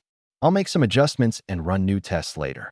Until then, everything that happened today is classified, absolutely confidential. Not a word of this leaves the room. The two technicians gulped nervously and didn't dare to argue. After dismissing them with a heavy sigh, Bong turned and walked off into the forest trails outside the facility. As Bong stewed over the recent events, a loud and confident voice boomed behind him. Old Bai, what's got you in such a mood? It was none other than Xiao Jinghua, the minister of the military. With his gruff demeanor, he cut straight to the point. What went wrong? You're fretting over a simple test. Isn't the subject just a high schooler? Don't tell me this kid outperformed all the young talents in the military and managed to break one of our physical conditioning records. Watch your tone. The battle suit I brought today isn't anything strange. It's simply an upgraded version of the original design.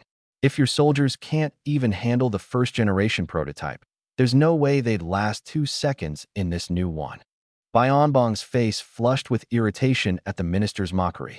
Don't talk big, old Bai, Xiao Jinghua retorted, unimpressed. Send me the data. I'll put it in the military's database if there's nothing wrong with it. If I send you this data, your military records will be so outdated they'll look like finger paintings compared to this.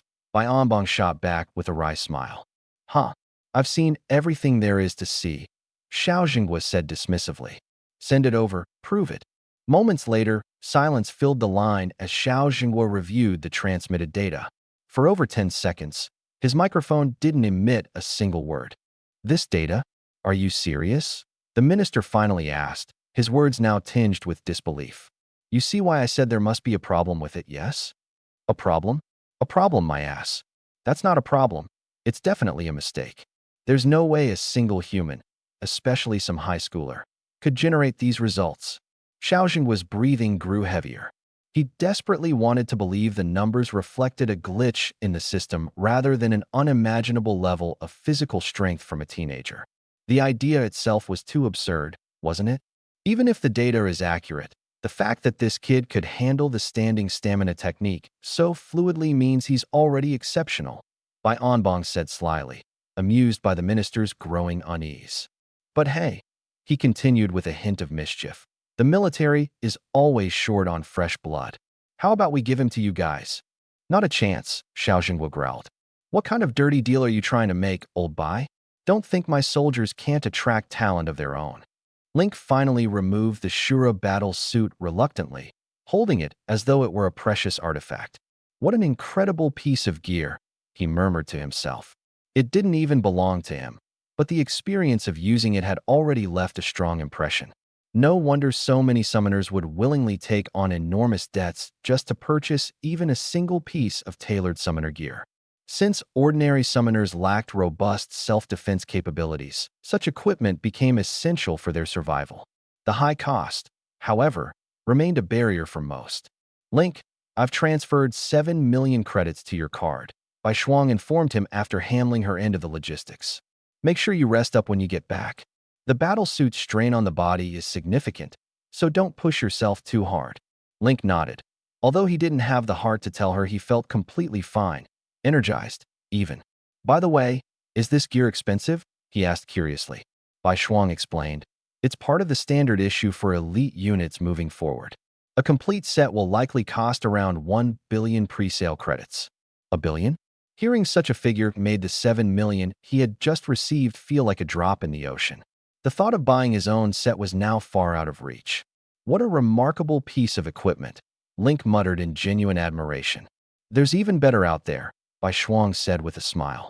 The King's Summoner Contract suit, crafted with materials from high-tier beasts in the Abyss, could net you dozens of these sets.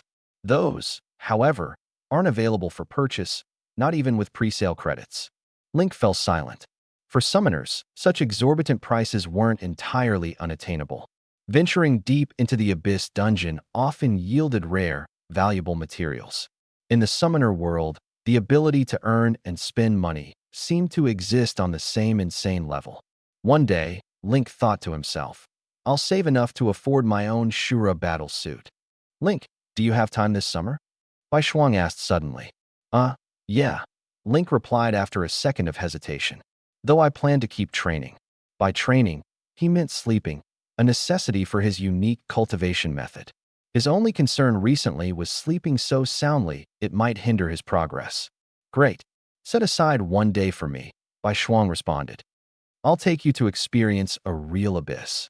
Her gaze met Link's. What do you think? Interested? Of course, Link answered without a moment's thought. For 3 years in high school, he had read about the abyss countless times in his textbooks. Students everywhere dreamed of establishing a pact with a powerful beast in the abyss, shining bright as rising stars. Link was no exception. Then it's settled, Bai Shuang said, though she hesitated briefly before speaking again. Also, in a few days, there's an online virtual competition happening. If you're interested, check it out. The prize money's quite attractive. A virtual competition? Link had only a vague concept of online gaming competitions and didn't fully grasp what she meant. But when she mentioned that the prize for the champion included 1 billion pre-sale credits, his interest was fully piqued. He quickly started asking for details. It was about the IntelliBrain virtual battle. First, you needed an IntelliBrain device to participate. Is it expensive? Link thought to himself nervously. Sure, he had made a decent amount of money recently, but it still always felt far from enough. I could ask my grandpa to think of a way to help you, Bai Shuang offered. But this competition might be a bit out of your league right now. Put all your focus on improving your skills. Who knows, you might stand a chance. Thank you, Senior Bai, Link said earnestly. On his way home, all Link could think about was the prize, a $1 billion reward. No wonder he was so enraptured by the idea. After all, he was tired of being broke. Earlier, Senior Bai Shuang had shown hesitation about the competition, which suggested the virtual battle was far from simple. I need to ramp up my abilities immediately, Link resolved as he rushed back home. After greeting his grandpa Lin Changsheng, he went straight to his room and began his training. Kid, take care of yourself, all right? Lin Changsheng yelled after him, mildly misunderstanding the situation. Meanwhile, Bai Shuang had returned to the dense forest. There, Bai Onbong finished his conversation with Xiao Jinghua. So, where did you find this talent? Bai Onbong asked with vivid curiosity. This battle armor seems tailor-made for him, Bai Onbong said as though painting a grand picture in his words. If the data we've gathered is accurate, there's no one in the world more suited for it than him. Even I only just realized he's got what it takes, Bai Shuang replied, briefly recounting Link's past to Bai Onbong. A commoner's upbringing, huh? Bai Onbong sighed, a tinge of regret in his tone. It's a shame. If only he were born into a prestigious family, or even into a prosperous merchant household, his potential would be limitless. A prodigy born into an ordinary family often remains buried by the mundane. It's just how life works. This was not just his opinion. It was a reality that often played out. Grandpa, Bai Shuang began, I was just about to talk to you about this. Go on. I want him to participate in the National Genius Battle. Bai Onbong's expression froze, and then a wry smile appeared. Are you serious? Bai Shuang, you understand just how competitive this event is, right? Sure, Link is talented, but he's only 18. You want him to compete against the best from elite academies? That's hopeless.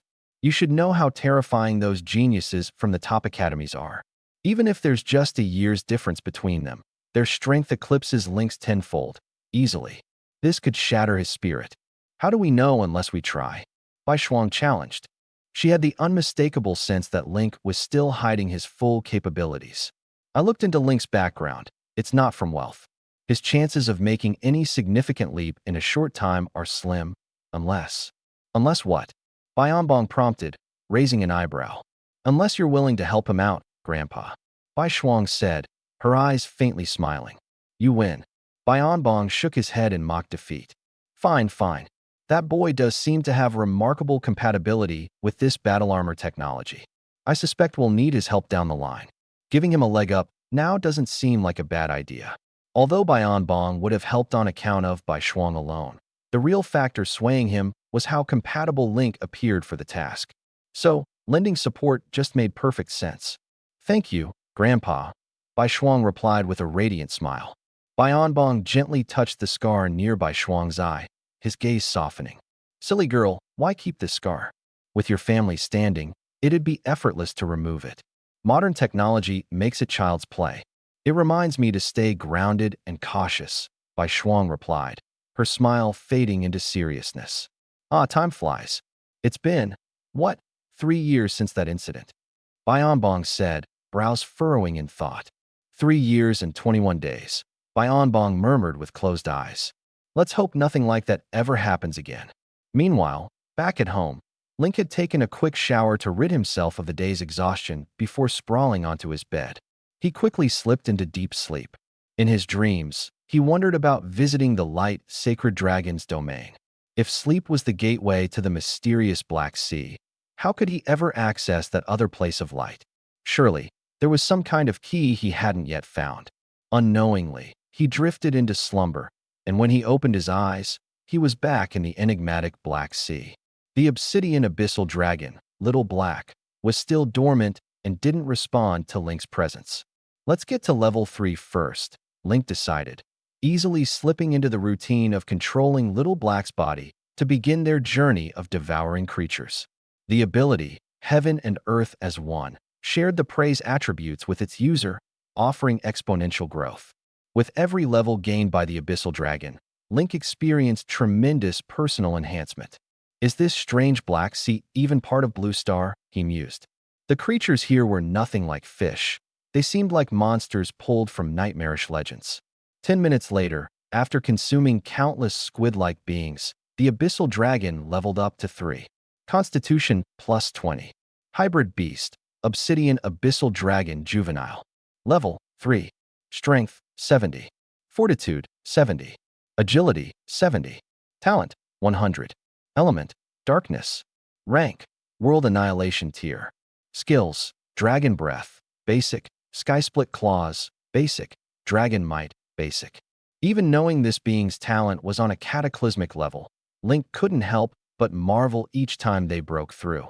Although the dragon was still just a juvenile, its physical strength had already reached a terrifying 70, something most hybrid beasts couldn't achieve without undergoing at least one transformation. Gaining strength in one area meant enhancing everything else as well. He even felt his senses sharpening noticeably. Let's try leveling up one more time tonight, Link thought boldly. He tirelessly explored the Black Sea, hoping to encounter some elite-tier creatures, which might just push him into level 4. Suddenly, something caught his attention. A faint purple glow pulsated as if it were a heart embedded in the ocean floor. What is that? As Link moved closer, the Abyssal Dragon abruptly seized control of its body. You're awake, Little Black? Hearing Link's voice, the Abyssal Dragon reacted with excitement. Perfect timing. Go explore that glowing area, Link commanded, feeling a strong sense of unease yet undeniable curiosity. The dragon acknowledged his request, but something in its low growl sounded wary. What's wrong, Little Black? Only then did Link realize the eerie absence of other creatures around them. The area seemed forbidden, untouched by life. You're saying this thing is dangerous, Link interpreted. Can you handle it? The dragon communicated back. It could try, but there were no guarantees. The dragon crept closer bit by bit. Suddenly, Link spoke up. Xiaohei, let's not go any further for now. Risk always dances with opportunity, and while the Dark Abyss Dragon is still in its juvenile stage, it has the power to destroy worlds in its future.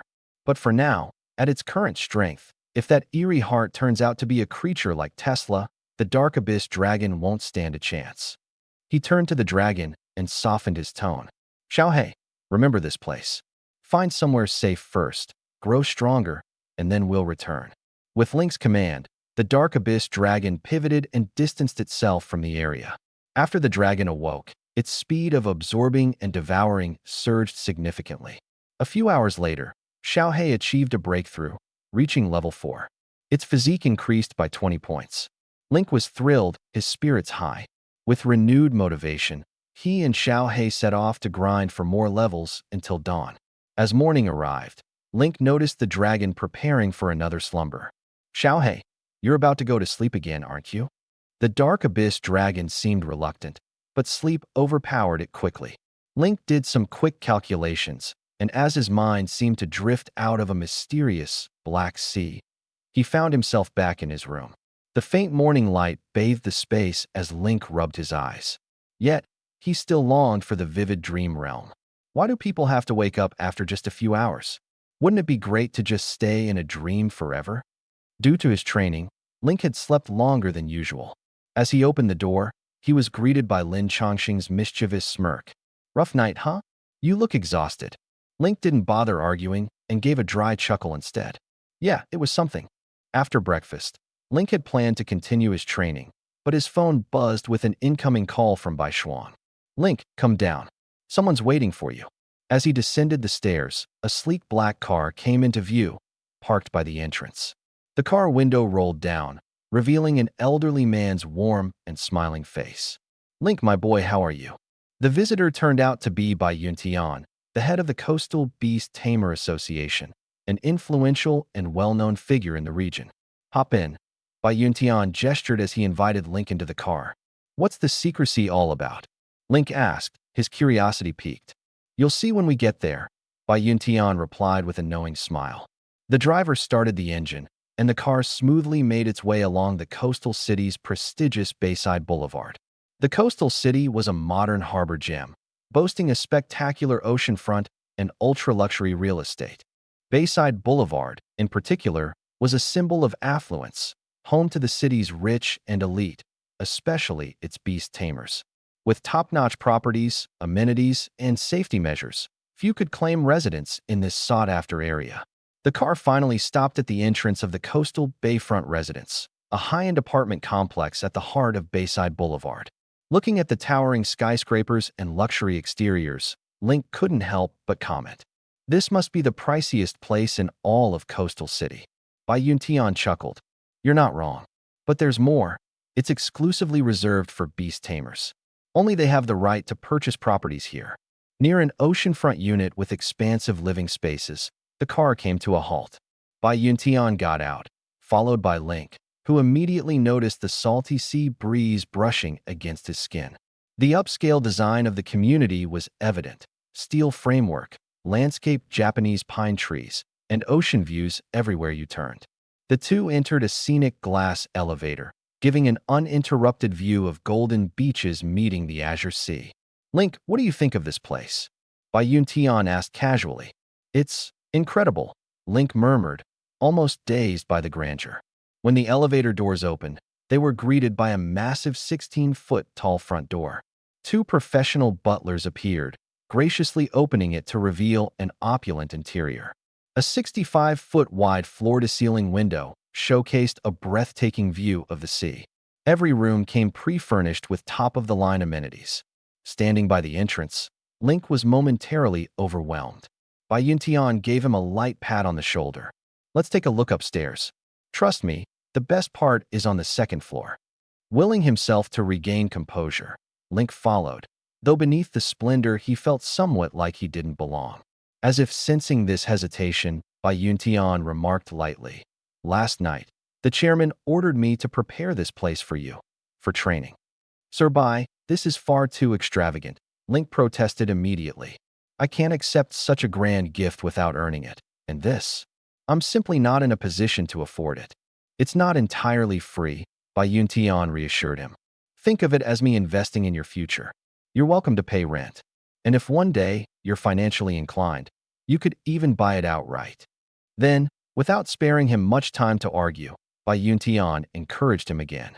Come now, let's explore the second-floor facilities. I promise you'll be impressed. Much of the second floor was dedicated to various high-tech training spaces. A virtual battle room, physical training chambers, rooms specifically designed for beast-taming experiments, and an AI-operated simulation environment. The remainder of the floor featured a master bedroom and 4 guest rooms. Link marveled at things he'd never seen before, like the massive training space built entirely from specialized metals, engineered for durability against powerful impacts. Gazing at a piece of advanced equipment marked as the Beast Strength Calibration Device, Link approached out of curiosity. It resembled a malleable punching bag, capable of reshaping itself to suit different beasts' testing needs, all while measuring their physical stats. After spending a moment studying it, he initiated the program.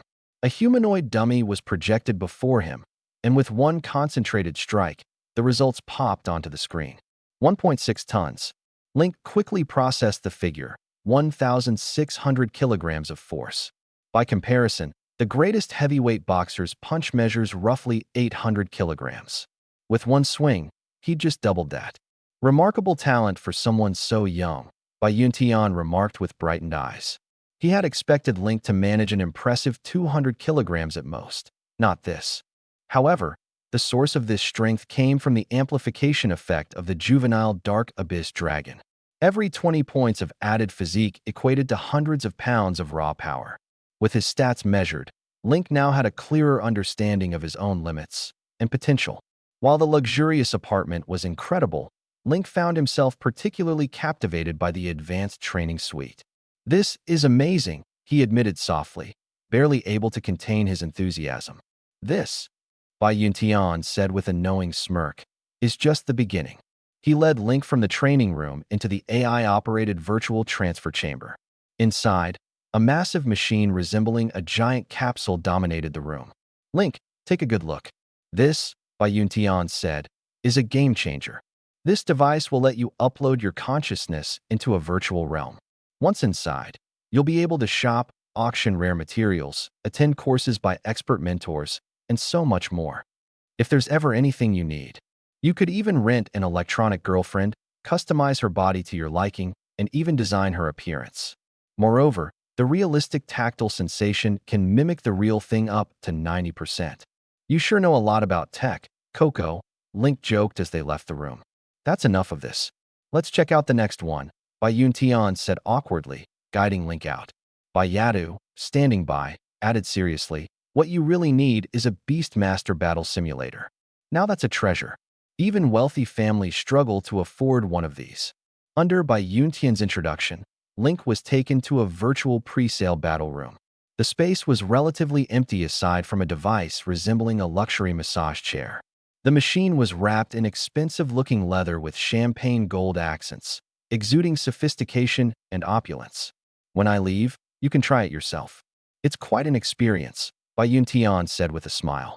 Link nodded eagerly, his mind swirling with excitement and awe. Every single item in this house seemed to shatter and redefine his understanding of comfort and capability. He could imagine a basic training room, but a state-of-the-art battle simulator and AI technology? That was something only the elite could boast ownership of. Even the top students in prestigious schools didn't have this level of abundant resources at home. Well, Link, this house is now yours, Bai Yuntian announced. Perceiving Link's growing impatience, he kept the explanation brief, ready to take his leave. Mr. Bai, how much is the rent for this place? Link asked with genuine interest. The luxurious home, stunning views, and, most importantly, the equipment on the second floor had won him over. He had decided he wanted to lease the property. Don't worry about the cost, Bai Yuntian assured him. Miss Bai said to let you focus on your preparations. Best of luck to you. With that, Bai Yuntian hurriedly exited, leaving Link alone in the expansive house. Unable to contain his curiosity, Link headed straight back to the second floor, arriving at the AI transfer room. Inside stood a giant capsule-like device capable of transporting a Beastmaster's consciousness into a unique virtual space. This technology was strikingly similar to the artificial replicas he had only ever heard about in textbooks. His anticipation peaked. He couldn't wait to test it himself.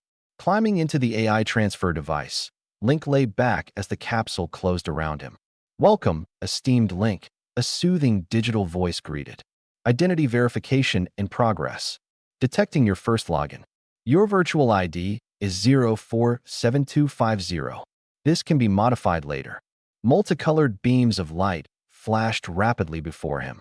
By the time Link regained focus, he found himself standing on an enormous platform. His body appeared to solidify gradually. In this AI-generated space, all users began with an avatar that could be customized to reflect their chosen appearance. Link opted to leave his default form unaltered. "Welcome to the pre-sale AI platform, Mr. 047250, the voice continued. "This platform supports various transactions and purchases. Please review the user guidelines before proceeding." A detailed interface appeared before Link, densely packed with the platform's rules. The AI platform served as a marketplace for pre-sale trading, education, and business exchanges. It was not designed for combat or any form of dangerous activity. Users must be 18 years old to unlock the adult mode settings, the voice informed him. "Would you like to input your personal identification?" Link licked his lips, suppressing his entranced thoughts. This AI platform was light years ahead of anything he'd ever encountered. Only the wealthy beastmasters could afford such advanced technology, where a single machine could cost as much, if not more, than an entire house. Moreover, users could purchase more than just items here. There were exclusive courses from legendary-level beastmasters. For example, lessons from a level 9 legendary beastmaster required the purchase of a premium membership. However, Link had no clue what currency or units this membership would entail. As he wandered around, exploring the space, he stumbled upon the All-Ocean Auction Association's link. A glowing auction invitation hovered before him. Suddenly, Link remembered he could use this equipment to auction off his mutated crystal cores. After uploading the external appearance and data of his crystal cores, Link registered and proceeded directly to the auction hall. "Welcome to the pre-sale auction hall, Mr. 047250. Wishing you a wonderful day." Link's consciousness emerged within a pristine, white-tiled hall that gleamed under bright light. Standing at the counter was a stunningly beautiful staff member with a soft, welcoming voice. "Hello, is there something I can assist you with?" The resemblance to reality was uncanny, and Link barely managed to keep his amazement in check. If only Lin Changsheng could see this, he mused to himself. Then, he turned his attention back to the matter at hand. "Yes, I'd like to make a sale. I want to auction something," Link said calmly. "What's the process? Please hold on a moment." The receptionist quickly verified his identity before her expression changed dramatically. "Sir, I see you're a VIP member. Please follow me to the private suite." As she led Link, she couldn't help but steal glances at him. Someone so young possessing VIP status? Normally, VIP-level beastmasters were seasoned veterans, often over 30, with significant achievements to their name.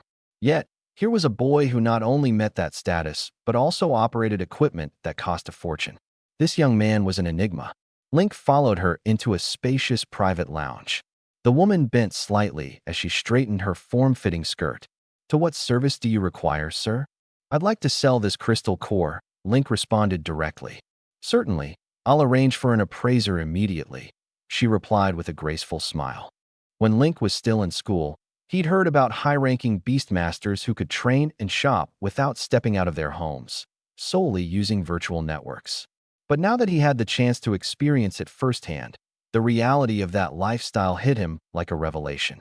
Shortly afterward, the staff returned, looking composed yet enthusiastic. "Thank you for waiting, sir.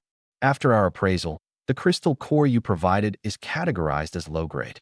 However, its energy concentration is 5 times stronger than that of an ordinary low-grade core. As such, we'll list it for auction starting at 5 times the market value, 500,000 credits." Link nodded. The price was in line with his expectations. Smiling faintly, he retrieved another crystal core, much larger in size than the first. "Oh, I almost forgot.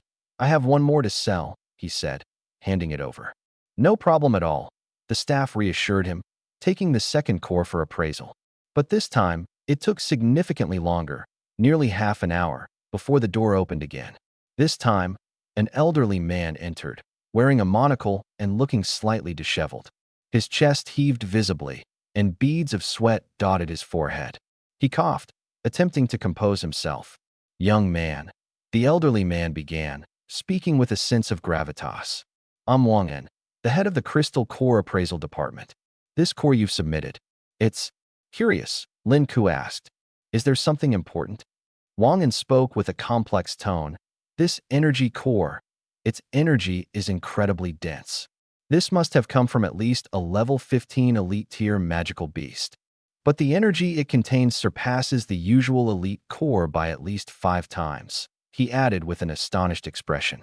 When Wang En first read the evaluation report, he doubted whether the equipment was malfunctioning. To be absolutely sure, he ran the analysis 3 more times, and the results were consistently the same. "This is a mutated energy core." Wang En's excitement grew. He continued, "Because of this, we've decided to start the auction price at 5 million credits." Lin Ku stood up, his expression shifting subtly. Wang En mistakenly thought Lin Ku was dissatisfied with the price and quickly explained, "That's just the starting price. We estimate the final auction price might even exceed 10 million credits." "Got it," Lin Ku muttered, suppressing the thrill bubbling inside him. If this kind of mutated energy core was not unique, and there were indeed many still to be found in the Black Sea, then with effort, he could likely harvest a great deal more. Wang En informed him, "Before the auction begins, you can access the Smart Brain Network to check its progression. By then, we shall prepare a VIP room for you." "Thank you." Lin Ku logged out of the Smart Brain Network. He couldn't help marveling at how shockingly lucrative this deal was. It was likely more profitable than what many advanced beast tamers could ever earn. The fact that less than 1% of the Black Sea's mysteries had been explored showed just how vast and untapped the region truly was. If the Nether Dark Dragon successfully evolves into a transcendent beast, I'll be able to accelerate my explorations, Lin Ku thought to himself. Who knows? I might even discover the core secrets of the Black Sea itself. With that, it'll be like having my own personal treasure trove. Lin Ku walked into the final room on the floor. Compared to the Smart Brain Terminal and the testing lab, this battle room felt more compact.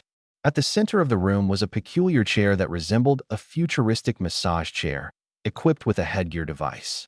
Pre-simulation battle equipment? Lin Ku was intrigued. Curiosity overtaking him, Lin Ku placed the helmet on his head. As soon as he did, a voice prompt echoed inside his mind. Initializing pre-simulation battle. You may create private rooms to spectate friends or opt for random matchups. So, this is a training platform for newbie tamers? Lin Ku speculated, not rushing into a random match just yet. Instead, he began carefully going through the user guidelines. The device was not just for individual taming practice, but also allowed users to challenge others or book premium lessons from advanced beast trainers. As Lin Ku skimmed some listings, he saw that these advanced trainers commanded exorbitant prices, with typical lessons costing several million credits. "No wonder trainers are considered one of the most lucrative professions," he muttered. But considering the price, if you could actually get one-on-one guidance from a legendary trainer, it might just be worth it.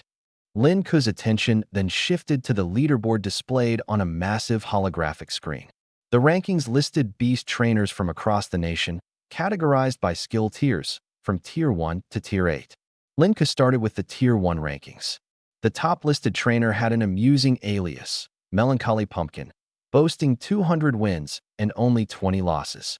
The second rank was held by also Melancholy Pumpkin, with 189 wins and 50 losses. The third was aptly named Pumpkin Slayer, with 170 wins and 56 losses. Browsing casually, Lin Ku realized this leaderboard was connected to the national system. There was also a global ranking section, though Lin Ku currently lacked the proper authorization to view it. In the Tier 6 rankings, he quickly spotted a familiar name, Bai Shuang. Bai Shuang ranked first among Tier 6 trainers with an astonishing record of 1,240 victories and only 10 losses. What a beast, Lin Ku thought. No wonder she dares use her real name on the leaderboard. That level of confidence is unmatched. Interestingly, Lin Ku noticed that most of the names in Bai Shuang's bracket belonged to much older trainers, many exceeding her age by a decade or more. Truly top tier, Just like a proper senior should be, he secretly admired. Lin Ku's browsing options were limited to Tier 1 through Tier 7 rankings. From Tier 8 onward, all other leaderboards were inaccessible. He could only imagine the chaos if Tier 9 legendary trainers ever participated, likely causing the entire server to crash under the sheer stress.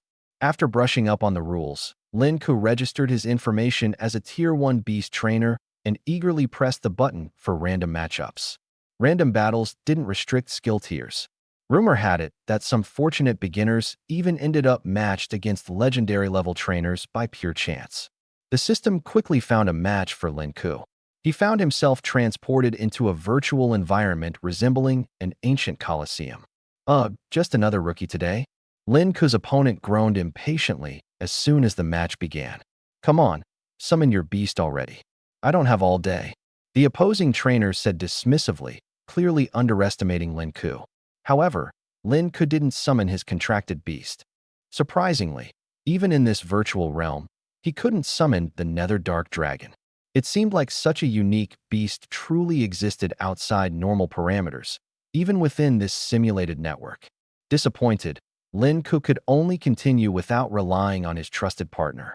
Frozen in fear, the opponent taunted mockingly, clearly irritated. He summoned his beast, a shadow wolf, and gave a sly grin. All right, rookie, let me give you a real lesson today. Shadow wolf, attack. But before the shadow wolf could make its move, Lin Ku disappeared in the blink of an eye. What the? The opponent stammered, shocked. Suddenly, a pained howl echoed across the arena as the shadow wolf collapsed instantly, defeated. The opponent was left staring blankly as the system announced, match complete. Victory credited to player, Lin Ku. Score updated. Wait, what just happened? The opponent yelled in disbelief, standing frozen, unable to make sense of what had just transpired. He hadn't even seen Lin Ku summon a beast. Yet somehow, the match was over in mere seconds. Is the system broken? Did I just see a ghost? He muttered, dumbfounded. Lin Ku, meanwhile, was promptly teleported out of the match arena. He shrugged off his first virtual battle, feeling unimpressed. After all, his opponent had only been a Tier 2 trainer, and even their beast wasn't as powerful as Lin Ku's raw physical strength. One punch, and it was over. Feeling playful, Lin Ku queued up for more matches, spending the entire afternoon battling various opponents. Outcomes varied, some wins, some losses. Skilled trainers showed no mercy, exploiting Lin Ku's refusal to summon a beast to his detriment. Just as Lin Ku began considering taking a break, a notification suddenly appeared. User account number 00001 requests a duel with you. Opponent alias, by Shuang. Lin Ku's heart skipped a beat. Once he appeared in the new arena, he noticed the virtual spectator stands filling quickly. More crowds poured in by the second. Unlike private matches requiring password-protected access, random pairings were accessible to public viewing. For a veteran like Bai Shuang, it was evident the spectators were drawn by her reputation. Well, Lin Ku thought, loosening his shoulders. Time to see what my senior has to teach me. Shadowy figures appeared before Link. Thunderous cheers erupted from the spectators' stands. Senior Bai Shuang has joined the virtual duel. Oh my god, I've been following her account forever. The moment she entered combat, I rushed here. What luck! But her opponent is just a first-tier beastmaster. This won't be entertaining at all. Who cares who her opponent is? I'm just here to admire the goddess Bai Shuang's beauty. She's practically a Valkyrie incarnate. Link, oblivious to the conversations in the stands, focused entirely on Bai Shuang. Her virtual combat avatar looked exactly as she did in real life, slightly cartoonish, with a chibi-esque flair that added a playful cuteness. Even the scar on her eyelid bore an uncanny resemblance to the one on the famed pirate Emperor red-haired Shanks. No wonder she commanded such a massive following. Her allure couldn't simply be described as beautiful. There was a dark, magnetic charisma about her. Let's begin, Bai Shuang said simply, wasting no words. Her virtual combat appearance initialized. In the skies above, a flame sky tiger emerged into the battlefield. Despite being a virtual construct, its fierce presence radiated an almost tangible heat. As expected of Captain Bai Shuang, someone murmured. Her semi-beast partner is a high-potential growth type, a fire attribute combat beast with aerial capabilities. So cool. It's the classic Beauty and the Beast right here. Another person gushed. But what if Senior Baishuang falls for me? What am I supposed to do? Please, step aside. You can't even handle yourself. Don't let that kid fool everyone. As the crowd buzzed with opinions, several spectators noticed something unusual. Link hadn't summoned any semi-beast. Is he too scared to act? Someone speculated. Can't blame him. If I were face-to-face with Baishuang, I'd probably freeze up too. Even if he summoned his semi-beast, it'd be useless. He'd just get wiped out. Baishuang seemed intrigued by Link's inaction and asked, "Where's your semi-beast?" Link hesitated briefly, only to hear Baishuang's voice suddenly echo in his mind. "Link, don't get nervous. In the future, millions will watch you compete in the Heavenly Pride battles. Give it all you've got. I won't hold back." Their eyes met. Link felt something shift inside, a newfound resolve.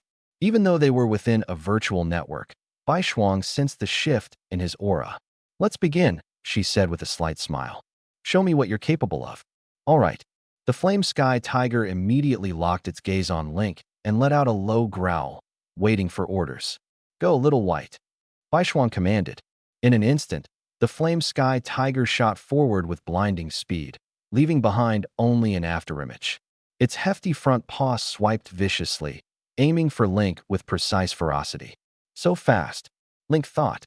He had wanted more time to observe and plan, but the tiger closed the distance in a blink. Had he not been fully focused, he likely would have been struck down immediately. Under the tiger's mighty claws, Link's image shimmered and dissipated. It was an afterimage left behind by his own quick reflexes. The Flame Sky Tiger paused, tilting its head in surprise as it locked eyes with Link, now at a distance. "Did you see that?" Someone shouted excitedly. He dodged so quickly, it looked like pure afterimage movement. "No way, he's just a first-tier Beastmaster. How can he move like that? Am I seeing things?" He avoided the Flame Sky Tiger's attack. "How's that possible?" As the cheers grew louder, the Flame Sky Tiger roared again and launched its next attack. By now, the stands filled rapidly with onlookers, drawn by Baishuang's reputation. Each of her battles was a major event among young Beastmasters. "Why hasn't he summoned his semi-beast?" Another spectator grumbled. "Is he underestimating our goddess?" Yet, despite not summoning a partner, Link evaded every strike from the tiger. The crowd, initially dismissive of the match's outcome, now sat on the edge of their seats, captivated by the back and forth that ensued. Baishuang stood motionless, observing Link's every move. She knew he had a trump card. To achieve this level of speed and reflexes with nothing but raw physical capability was extraordinary, if not downright abnormal. Though his movements were unrefined, he clearly knew how to play to his strengths, using quick thinking and agility to avoid direct confrontation with the tiger, a wise choice. "Let's see just how much potential you've got," she murmured. Once again, Link evaded the tiger's vicious claws. However, the beast's patience began wearing thin.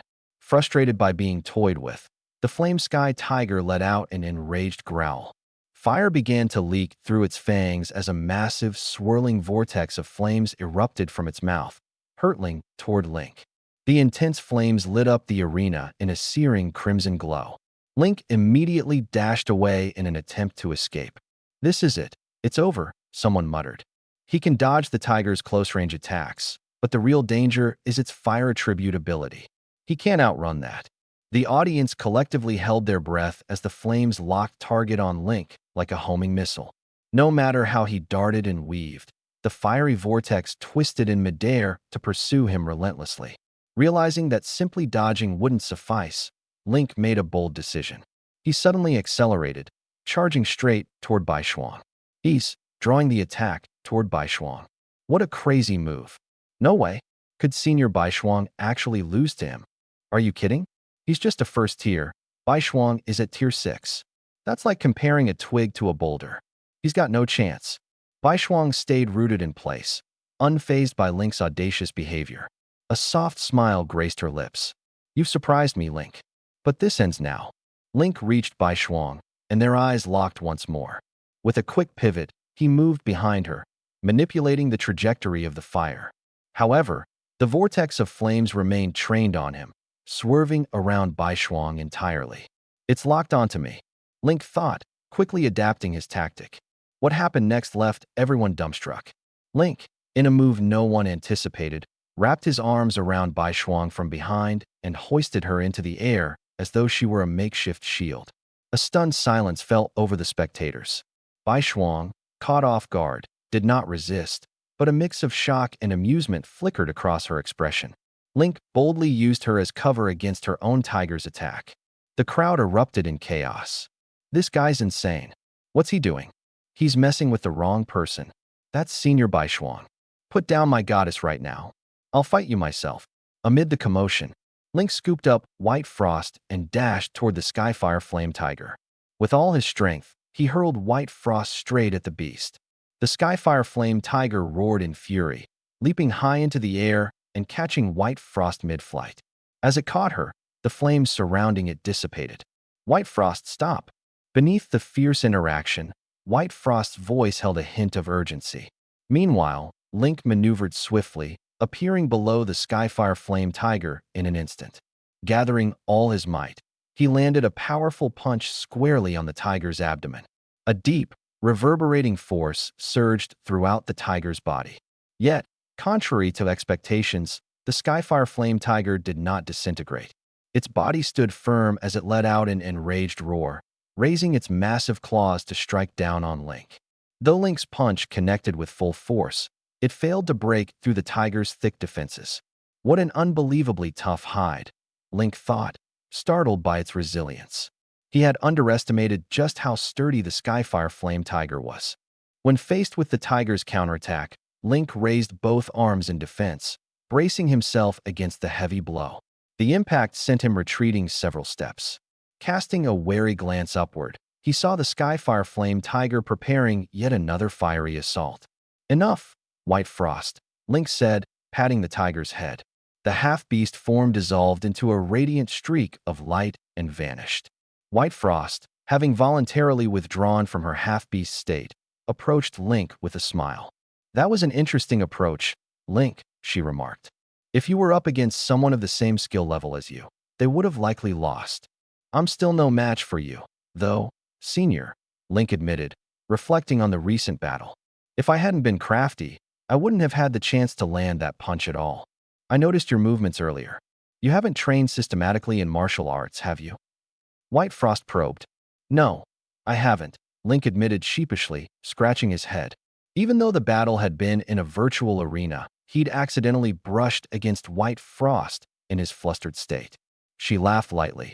If you have time, I can help train you. Don't underestimate me. I might just be better at martial arts than you are. Add me on the platform. When you're free, I'll teach you a martial art style tailored for beast masters. With a soft notification sound, Link saw that White Frost had sent him a friend request. The onlookers couldn't believe their eyes.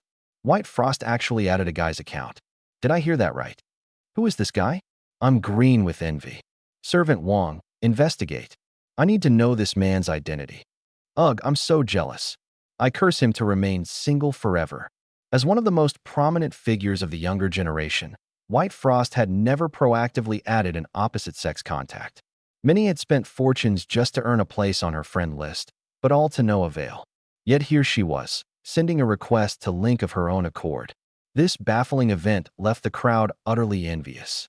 In the dueling arena, over 1,000 young beast masters had unknowingly gathered to watch them. White Frost noticed the growing spectators and decided to put an end to their fight. Link, reach out to me whenever you want to train. For now, I'm heading off. With that, White Frost exited the room, which promptly dissolved along with her departure. Link remained in place, replaying the combat in his mind. His raw physical power still didn't compare to the hardened strength of a beast like the Flame Tiger.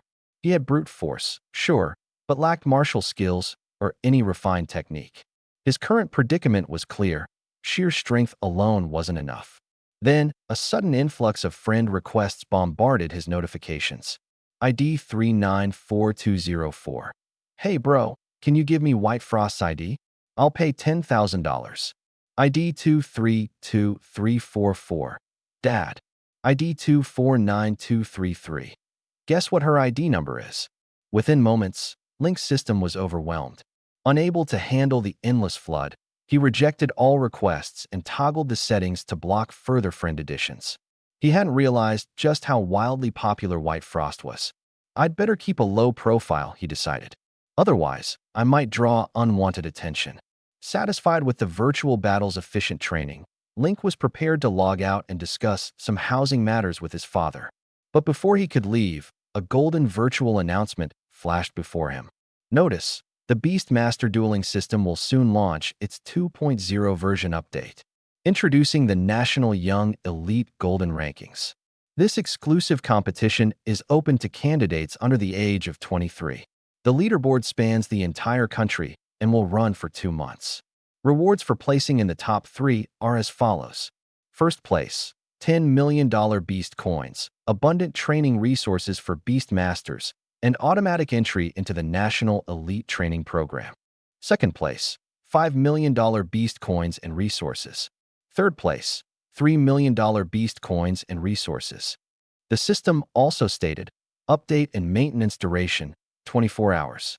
Stay tuned. So this is what Senior mentioned earlier, a virtual competition, Link muttered, reading the details. Shortly after, the system logged him out forcibly for the maintenance update. Hey Lin, did you see the news? Shortly after logging out, Link received an enthusiastic message from Lu Dazhuang, his longtime friend. The National Young Elite Competition, wow. I heard the total prize pool is over $1 billion. Lu exclaimed breathlessly. Link replied, I know a little about it. Man, I'm so jealous. I wish I could try out the virtual battle room. But those things are only for the rich, Lu lamented, openly longing for a chance to participate. Link messaged back. The announcement said anyone 18 and older can visit a local Beastmasters Association or martial arts hall to rent equipment. You should give it a shot. Really? Lu practically shouted in excitement. I'll definitely try then. Who knows? Maybe I'll luck out and snag a decent ranking by accident. Ending the conversation, Link glanced at the forums, which were already abuzz with chatter about the competition.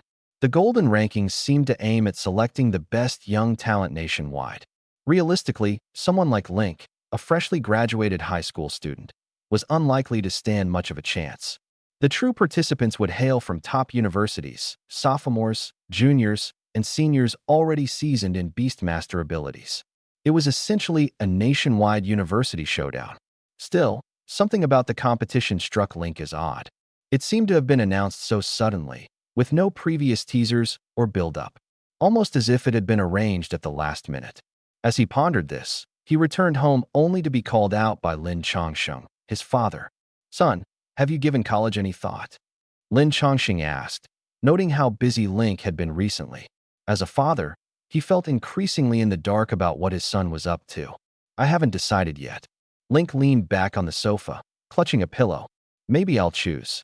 Choosing the Imperial Capital's Divine Beast Academy, close to home. It's great, but it's just too far from home. Otherwise, I would have considered it, Lin Ke said matter-of-factly. Lin Chongsheng sat in stunned silence for a long while.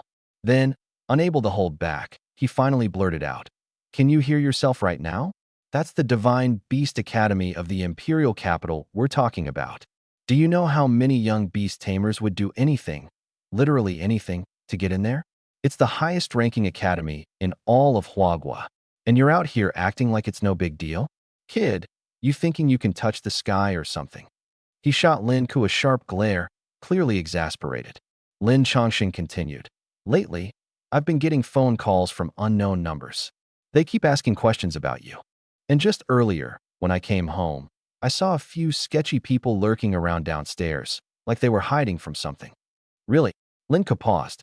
The thought dawned on him that this might not just be an issue of casual curiosity.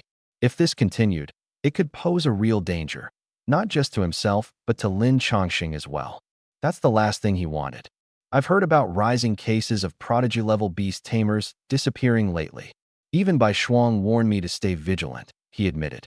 After a long pause, Lin Ke suggested, Dad, maybe we should move.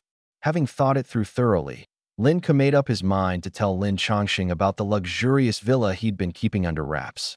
He laid everything out, sparing no detail. Lin Chongsheng didn't speak immediately. Instead, he lit a cigarette.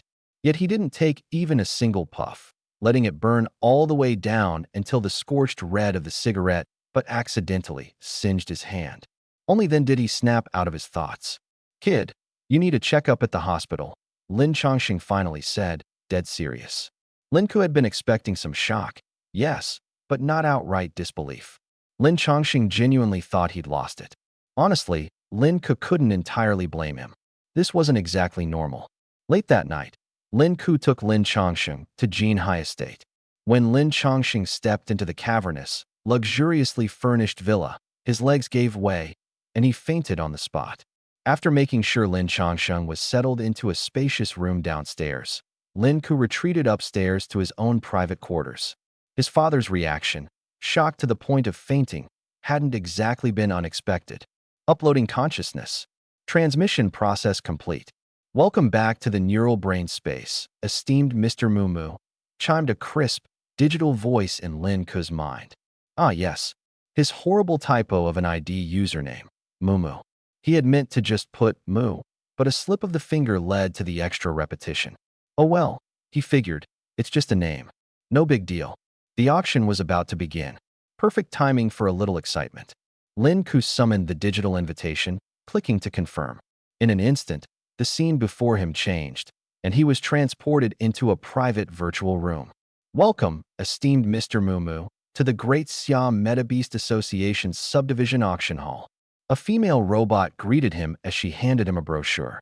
She was dressed like a maid, but oddly, her legs ended in tire-like structures instead of feet. "Thanks," Lin Ku mumbled, skimming the brochure casually. The items listed? Absolutely jaw-dropping. Each one cost no less than tens of thousands, and some items easily started at $1 million. There were even auction pieces with bidding prices in the tens of millions. Lin Ku couldn't help but sigh internally. With the pocket change he had, he couldn't compete. Then his eyes landed on something familiar. The mutated crystal core he had pulled from the depths of the mysterious ocean. Its starting price? 5 million. "Let's hope it fetches a nice price," Lin Ku muttered. Burdened by the looming pressure of a mortgage, he couldn't afford to sit idle. His plan? After this auction, he'd head right back to the mysterious sea and hunt relentlessly for treasures to fatten his wallet. Above Lin Ku's head, a melodious female voice rang out. "Ladies and gentlemen, the auction is about to begin." This was Lin Ku's first time participating in a virtual auction. Despite his generally calm demeanor, he couldn't suppress a hint of anticipation. The first item in tonight's lineup is a low-level crystal core, the auctioneer, a robot, announced, immediately catching Lin Ku's attention. As the words left the auctioneer's mouth, a crystal core appeared floating in the holographic screen before him, slowly rotating under the bright light. Yes, it was his. Seriously? A crystal core as the opening act? This auction must not be as interesting as I thought, he muttered under his breath. For people of elite status who attended such events regularly, a mere low-level crystal core was hardly noteworthy. Lin Ku's lips twitched with disbelief as he heard snippets of surrounding mutterings. A core like this? I could practically eat one every day for breakfast. Come on, let's see something impressive. Who cares about this stuff? For individuals of their stature, such resources were trivial. What some regular folks might see as a once-in-a-lifetime treasure, the wealthy viewed as just another disposable commodity. But the auctioneer wasn't about to let their interest fade. Now, please don't be hasty," they said, chuckling. "This isn't your average low-level crystal core. The energy and bloodline power within this one are 5 times more potent than those found in standard cores. For any novice beast tamer, it's practically a divine blessing. Rare and immensely valuable. 5 times more potent? Now that was interesting. Even the disinterested clients started murmuring amongst themselves, suddenly intrigued. Set the price already. Starting bid, 50,000. Do I hear more? The bids began quickly. 60,000, 80,000, 100,000. The numbers climbed like wildfire, and Lin Ku sat there, stunned at how fast the value of something he casually auctioned was escalating. By the time the hammer fell, the core sold at a hefty 200,000 premium. Lin Ku couldn't hide his anticipation for the next crystal core on the list, the truly rare one. Could it sell for millions? Minutes passed, the luxurious auction in full swing. Priceless treasures were rapidly whisked away by the eager elite crowd. leaving Lin Ku internally fidgeting with excitement and envy. Next up, we have another crystal core, the auctioneer announced, drawing everyone's attention once again. But this wasn't just any core. The family was still vying. 10 million. We, the Zhang family, will take it, an old and gravely voice declared. The speaker announced his name, making it clear that his intention was to assert dominance and demand respect from the crowd. Everyone understood they were expected to give him some degree of courtesy. Who does this old geezer think he is? Lin Ku's annoyance was immediate. Just moments ago, he had envisioned making a tidy profit, but with that single statement, the old man had crushed his hopes of cashing in big. Indeed, the auction hall fell silent for an extended moment, and so did Lin Ku's hopes, now dashed. Old Master Zhang. Another voice broke the silence, calm but resolute. Let's rely on our respective abilities. The Bai family is also interested in the item. Just as Lin Ku thought the matter was resolved, a soft, slightly effeminate voice interrupted with a challenge. I'll bid 15 million. Way to go, pretty boy, Lin Ku thought with excitement. Just when he'd resigned himself to the outcome, someone unexpectedly raised the stakes, and by a whopping 5 million. Could this Bai family be related to Senior Bai Shuang? He wondered. Humph, Bai Runin, are you seriously planning to compete with me over this? Old Master Zhang's voice was cold, mocking. You know my grandson is about to go to college. College? Big deal, Bai Runin retorted without batting an eye. Yesterday, I taught someone a lesson who thought they were hot stuff. How dare you? Old Master Zhang's voice trembled with rage. 16 million. You're not scaring me. 20 million. Bai Runin shot back with barely disguised glee, his tone as provocative as ever. You're just here to stir things up, aren't you?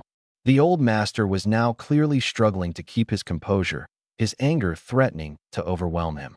Mark my words, don't push your luck. Oh, are you threatening me now? Bai Runin laughed mockingly, completely unfazed. Money talks. You mad? Outbid me or stop whining. Very well. Very well. Zhang Junyang, the old man, was so furious his mustache practically flew off of his face. But in the end, he chose not to place another bid. A level 15 elite crystal core was worth, at most, 10 million. Paying 20 million for it was absurd. It was entirely foolish behavior. While the elite families had money to burn, they weren't idiots. You pathetic little clown. A younger voice suddenly emerged from the Zhang family's private booth, dripping with venom. You better stay out of my sight. One day, I'm coming for you, Bai. And who are you to talk to me like that? Bai Runin sneered. His response was sharp, like static cutting through silence, leaving the auction hall in an uncomfortable hush. It was clear that this wasn't the first time the crowd had witnessed such antics from Bai Runin, and they weren't exactly surprised. After all, competition between the Zhang and Bai families had always been fierce. But Lin Ku didn't care who Bai Runin was. Right now, this guy was his hero. What an amazing person, he thought. A true lifesaver. After the high-stakes bidding concluded, Lin Ku left the auction house in high spirits. All that remained was to wait for the money to hit his account. After deducting fees, Lin Ku realized he'd netted over 20 million from this auction. His wallet had never been so full before. As he stepped outside, Lin Ku decided against logging out of the neural network space. Instead, he wanted to try something new. The neural network was designed with a special feature, allowing beast hunters to enter a state of deep sleep while staying connected, ensuring they remained energized for their continuous and often taxing battles. If this method worked, Lin Ku would no longer need to rely on forcibly sleeping to access the mysterious ocean, a hidden realm he often trained in. Deep sleep mode activating. Successful. Lin Ku's eyes fluttered open as a familiar watery perspective washed over him. Through the neural network's deep sleep feature, he had seamlessly entered the mysterious ocean once more. This meant he wouldn't have to worry about insomnia or being in poor condition to train. Anytime he wanted to cultivate his skills, he could easily appear here. Lin Ku moved effortlessly through the ocean. He had long since mastered controlling his companion, the Abyssal Dark Dragon, affectionately nicknamed Little Black. Inspired by the success of selling the crystal core at such a high price, he was absolutely determined to train harder than ever. Where are all the fish? He muttered as he swam hundreds of meters. Yesterday, the ocean teemed with life, schools of fish everywhere.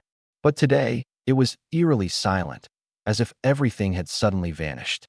What's going on? For a full 5 minutes, Lin Ke found no signs of marine life. It was like the whole ocean was deserted, leaving Lin Ke with an unsettling feeling. When beasts migrate, it's usually because they feel threatened, Lin Ke mused. So either something incredibly powerful has appeared here, or his voice faltered as he considered the second, darker possibility. Or every last creature here has been killed. Lin Ke treaded cautiously, scanning his surroundings for evidence, perhaps the remains of sea creatures, hoping to confirm his suspicions. Yet the ocean was unbelievably clean, devoid of even the faintest trace of carnage. Besides colorful coral and floating plankton, it was as if nothing had ever lived here. Little Black, are you awake? Lin Ke called out nervously, his mental connection reaching out toward his companion. From the depths, the abyssal dark dragon's thoughts echoed back, vibrant and playful. The creature swirled its tail, whipping up small whirlpools as it darted around Lin Ke, occasionally flipping onto its back to demand affection like an overgrown puppy. You ate all the fish? Lin Ke exclaimed after probing the dragon for answers, his voice a mix of disbelief and amazement. This revelation was shocking. The dragon's appetite was a force to be reckoned with. To devour an entire area's marine life in such a short time? Incredible. Great work, Little Black, Lin Ke praised, patting the dragon with genuine admiration. The young dragon had been waking from its slumber faster and faster lately, a positive sign. Left to thrive in the mysterious ocean, its natural hunting instincts had honed it into an unstoppable predator. The stronger Little Black became, the more Lin Ke himself would benefit, as their bond directly enhanced his own physical strength. Though Lin Ke hadn't noticed any immediate improvements this time, he chalked it up to being connected to the neural network space. Still, he thought with a grin, it's exhilarating to wake up stronger after a nap. Roar! Little Black groaned dramatically, rolling over in mock anguish. What's the problem now? Lin Ke asked. The dragon communicated through their mental link, complaining about its disrupted sleep cycle. Unlike in its youth, when it could sleep for 22 hours and only wake for 2, the Little Black in the mysterious ocean constantly woke with hunger, forced to hunt and eat before it could rest again. That sounds normal, Lin Ke quipped casually. Of course you'll wake up when you're hungry, eat, and then go back to sleep. But the dragon protested, explaining it had a vague memory of its meals being delivered to it in the past. No hunting necessary. Really? Lin Ke was surprised. Well, too bad those days are over. As you grow stronger, you'll have to fend for yourself. But hey, if it comes to it, I'll have your back. The dragon's excitement bubbled over, spinning joyfully around him. To Little Black, Lin Ke wasn't just its master. He was its greatest partner in this vast and mysterious ocean world. He was actually willing to lower his status to help him out. This was, without a doubt, a great honor for him. Link pondered silently in his heart. The origins of the Dark Nether Dragon were far from ordinary. He realized more and more. The bond he now shared with the Dark Nether Dragon was certainly no simple matter. Oh right, Xiaohei, Link thought, turning his focus back to the matter at hand. After you devoured those fish and mutated beasts, did you manage to extract any crystal cores? His tone was almost hopeful, only to be let down when he realized the answer. You ate them all, didn't you?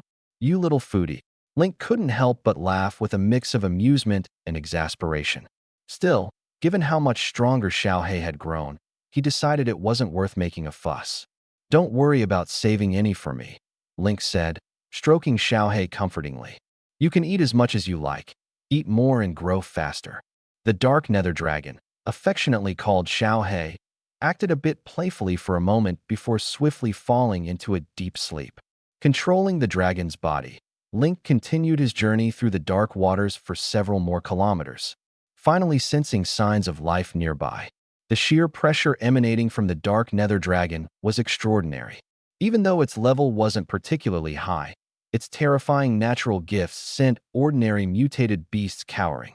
For them, the dragon's bloodline felt like an overwhelming force, its oppressive presence comparable to that of a Lord-tier beast. Carefully, Link maneuvered through the shadows and launched a sudden and ferocious attack. Don't let the dragon's growing size fool you. Its speed and underwater movement was astonishingly fast. Its explosive power left the fish no chance to react, turning them into instant prey. Just small fry, Link thought with mild disappointment. He had been hoping to find another mutated crystal core, those highly valuable treasures worth millions. If he could consume one himself, his strength would surely see significant gains. Currently, his physical form was no different from that of a wild beast. And as the dark nether dragon leveled up, Link's power grew proportionately stronger as well. Finally, a crystal core. 10 minutes later, Link succeeded in obtaining a crystal core from a blade shadow fish. It was as if Lady Luck had smiled upon him. In the mere 2 minutes that followed, he managed to gather 4 more blood-red crystal cores. Though they weren't as valuable as mutated cores, these alone were worth over 1 million in total. Link was more than content with the haul. The dragon's experience gauge had also risen to 10%. One more level before rest, he decided. Several hours later, after vanquishing a mutated blade shadow fish, the dark nether dragon finally reached level 7. A notification chimed. You've spent 4 hours in the virtual space. Please remember to adjust your activities and avoid overimmersion. SmartBrain is currently evaluating your physical condition. Your energy level is at 100%. Congratulations, you are fully energized. Welcome back to the SmartBrain world. Link didn't expect he'd actually trigger a warning for overuse. When a user's energy falls below an acceptable threshold, SmartBrain forcibly logs them out. Well, if that's the case, I might never need to leave here, Link mused with a faint grin. SmartBrain, remind me to log out in an hour, he instructed. The system cheerfully confirmed, user's energy level is great. You may head to the pre-sale training arena or continue practicing in the virtual space. But Link dismissed the reminder. Who needed a training arena when the rewards from the mystical sea were so abundant? An hour later, with a bounty of rewards in hand, Link left the virtual space and returned to his luxurious estate. He was increasingly grateful for having rented this mansion in Golden Ocean Bay. Sure, the improved living conditions were nice, but what was truly invaluable was the elevated perspective it afforded him. Without this level of awareness, he might not have fully understood the potential of SmartBrain. With SmartBrain, there was no need to rely on forced sleep-based training anymore. Entering and exiting the virtual world could be done seamlessly and at will.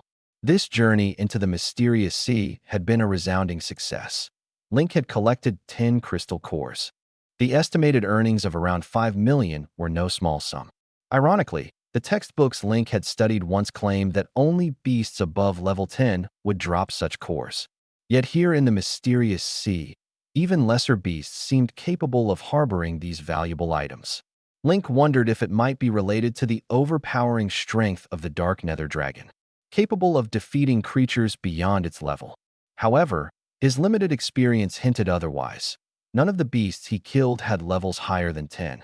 Even the blood-red crystal once deemed a level 15 mutation by the Half-Life Beast Association was clearly an anomaly. This, Link realized, was the true terror of the mysterious sea. It defied all conventional understanding. I'm definitely getting stronger, Link noted, as he removed his virtual reality helmet. His skin faintly glistened as beads of energy seeped from his pores, a testament to his rapidly growing strength. Not only was his physical power increasing, but his agility, speed, and stamina were reaching new heights as well. If the dark nether dragon reached its complete transformation, it would result in a qualitative leap for Link's physical prowess.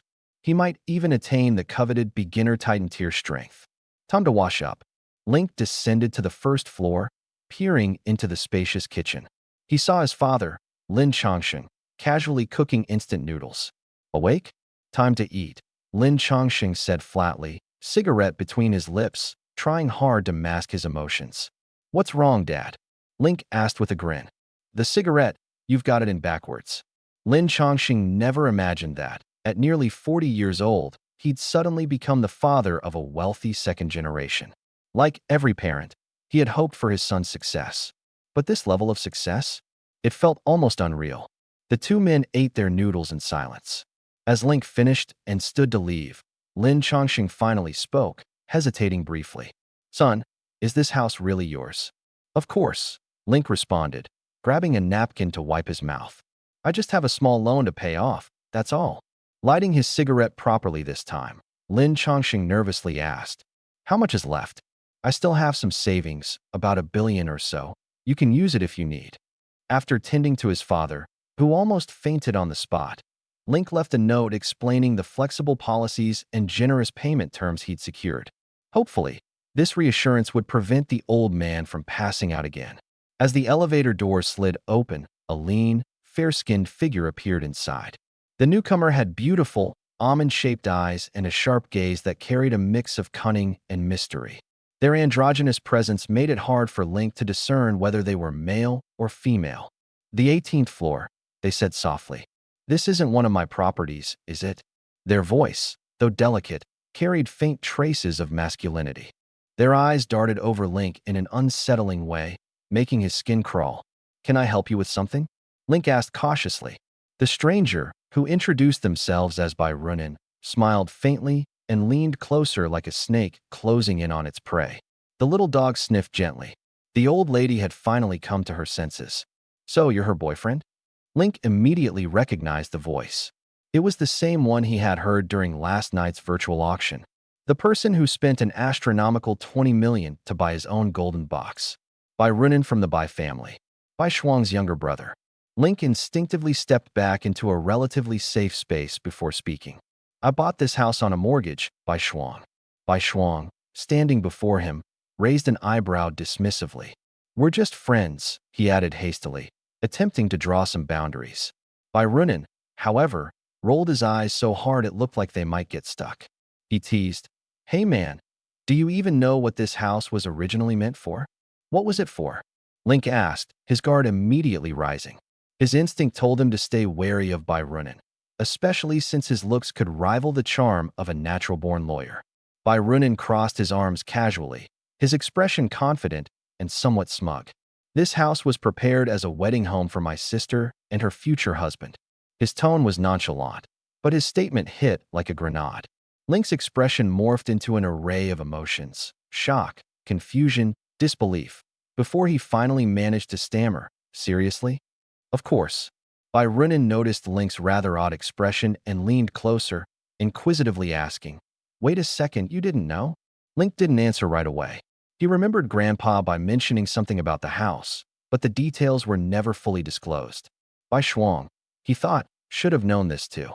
Without waiting for a reply, Byrunin glanced at the elevator, timing it as it arrived at the first floor.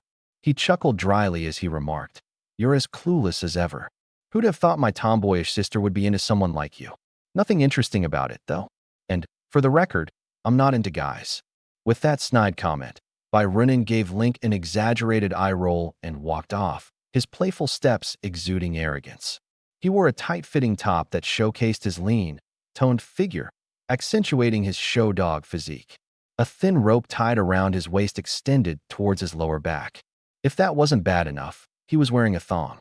Link instantly shivered, an overwhelming sense of discomfort washing over him. Another day dealing with the eccentric Bai family. Composing himself, Link immediately dialed Bai Yuntian's number. "Ah, little Link, what's the occasion?" Bai Yuntian's voice was warm and jovial on the other end. Link didn't beat around the bush. "The house I bought, was it meant to be Bai Shuang's wedding home?" A fit of coughing erupted from Bai Yuntian's end after the blunt question. Clearly, Byrunin hadn't been bluffing. "Well, technically, yes," Bai Yuntian admitted. "But don't overthink it, little Link. That house was prepared ages ago when the elders were still meddling in everything. Bai Shuang, of course, didn't care one bit about it, and never even moved in. So really, it's all in the past." "I see," Link exhaled. The knot in his chest loosened slightly at the explanation. From the other end of the phone, Bai Yuntian continued, trying to lighten the mood. "But hey, if you're capable enough to win her over." Link cut him off immediately. He had no interest in entertaining such fantasies. "Thanks, Elder Bai." "Got it." Click. The call ended abruptly. Link smirked to himself. Women, they would only slow down his pursuit for strength and revenge. Bai Shuang, though undeniably remarkable, wasn't part of his current priorities. Right now, his focus remained steadfast on sharpening his skills and growing stronger. Just as Link stepped out of the Jin High courtyard, his phone buzzed. It was Bai Shuang calling. Hesitating briefly, he decided to pick up. Don't take whatever that diva of a brother of mine said seriously. Bai Shuang started abruptly, her tone neutral but carrying a hint of frustration. After a pause, she continued, all of that, it's just a wild idea from my grandfather. It's not how things really are.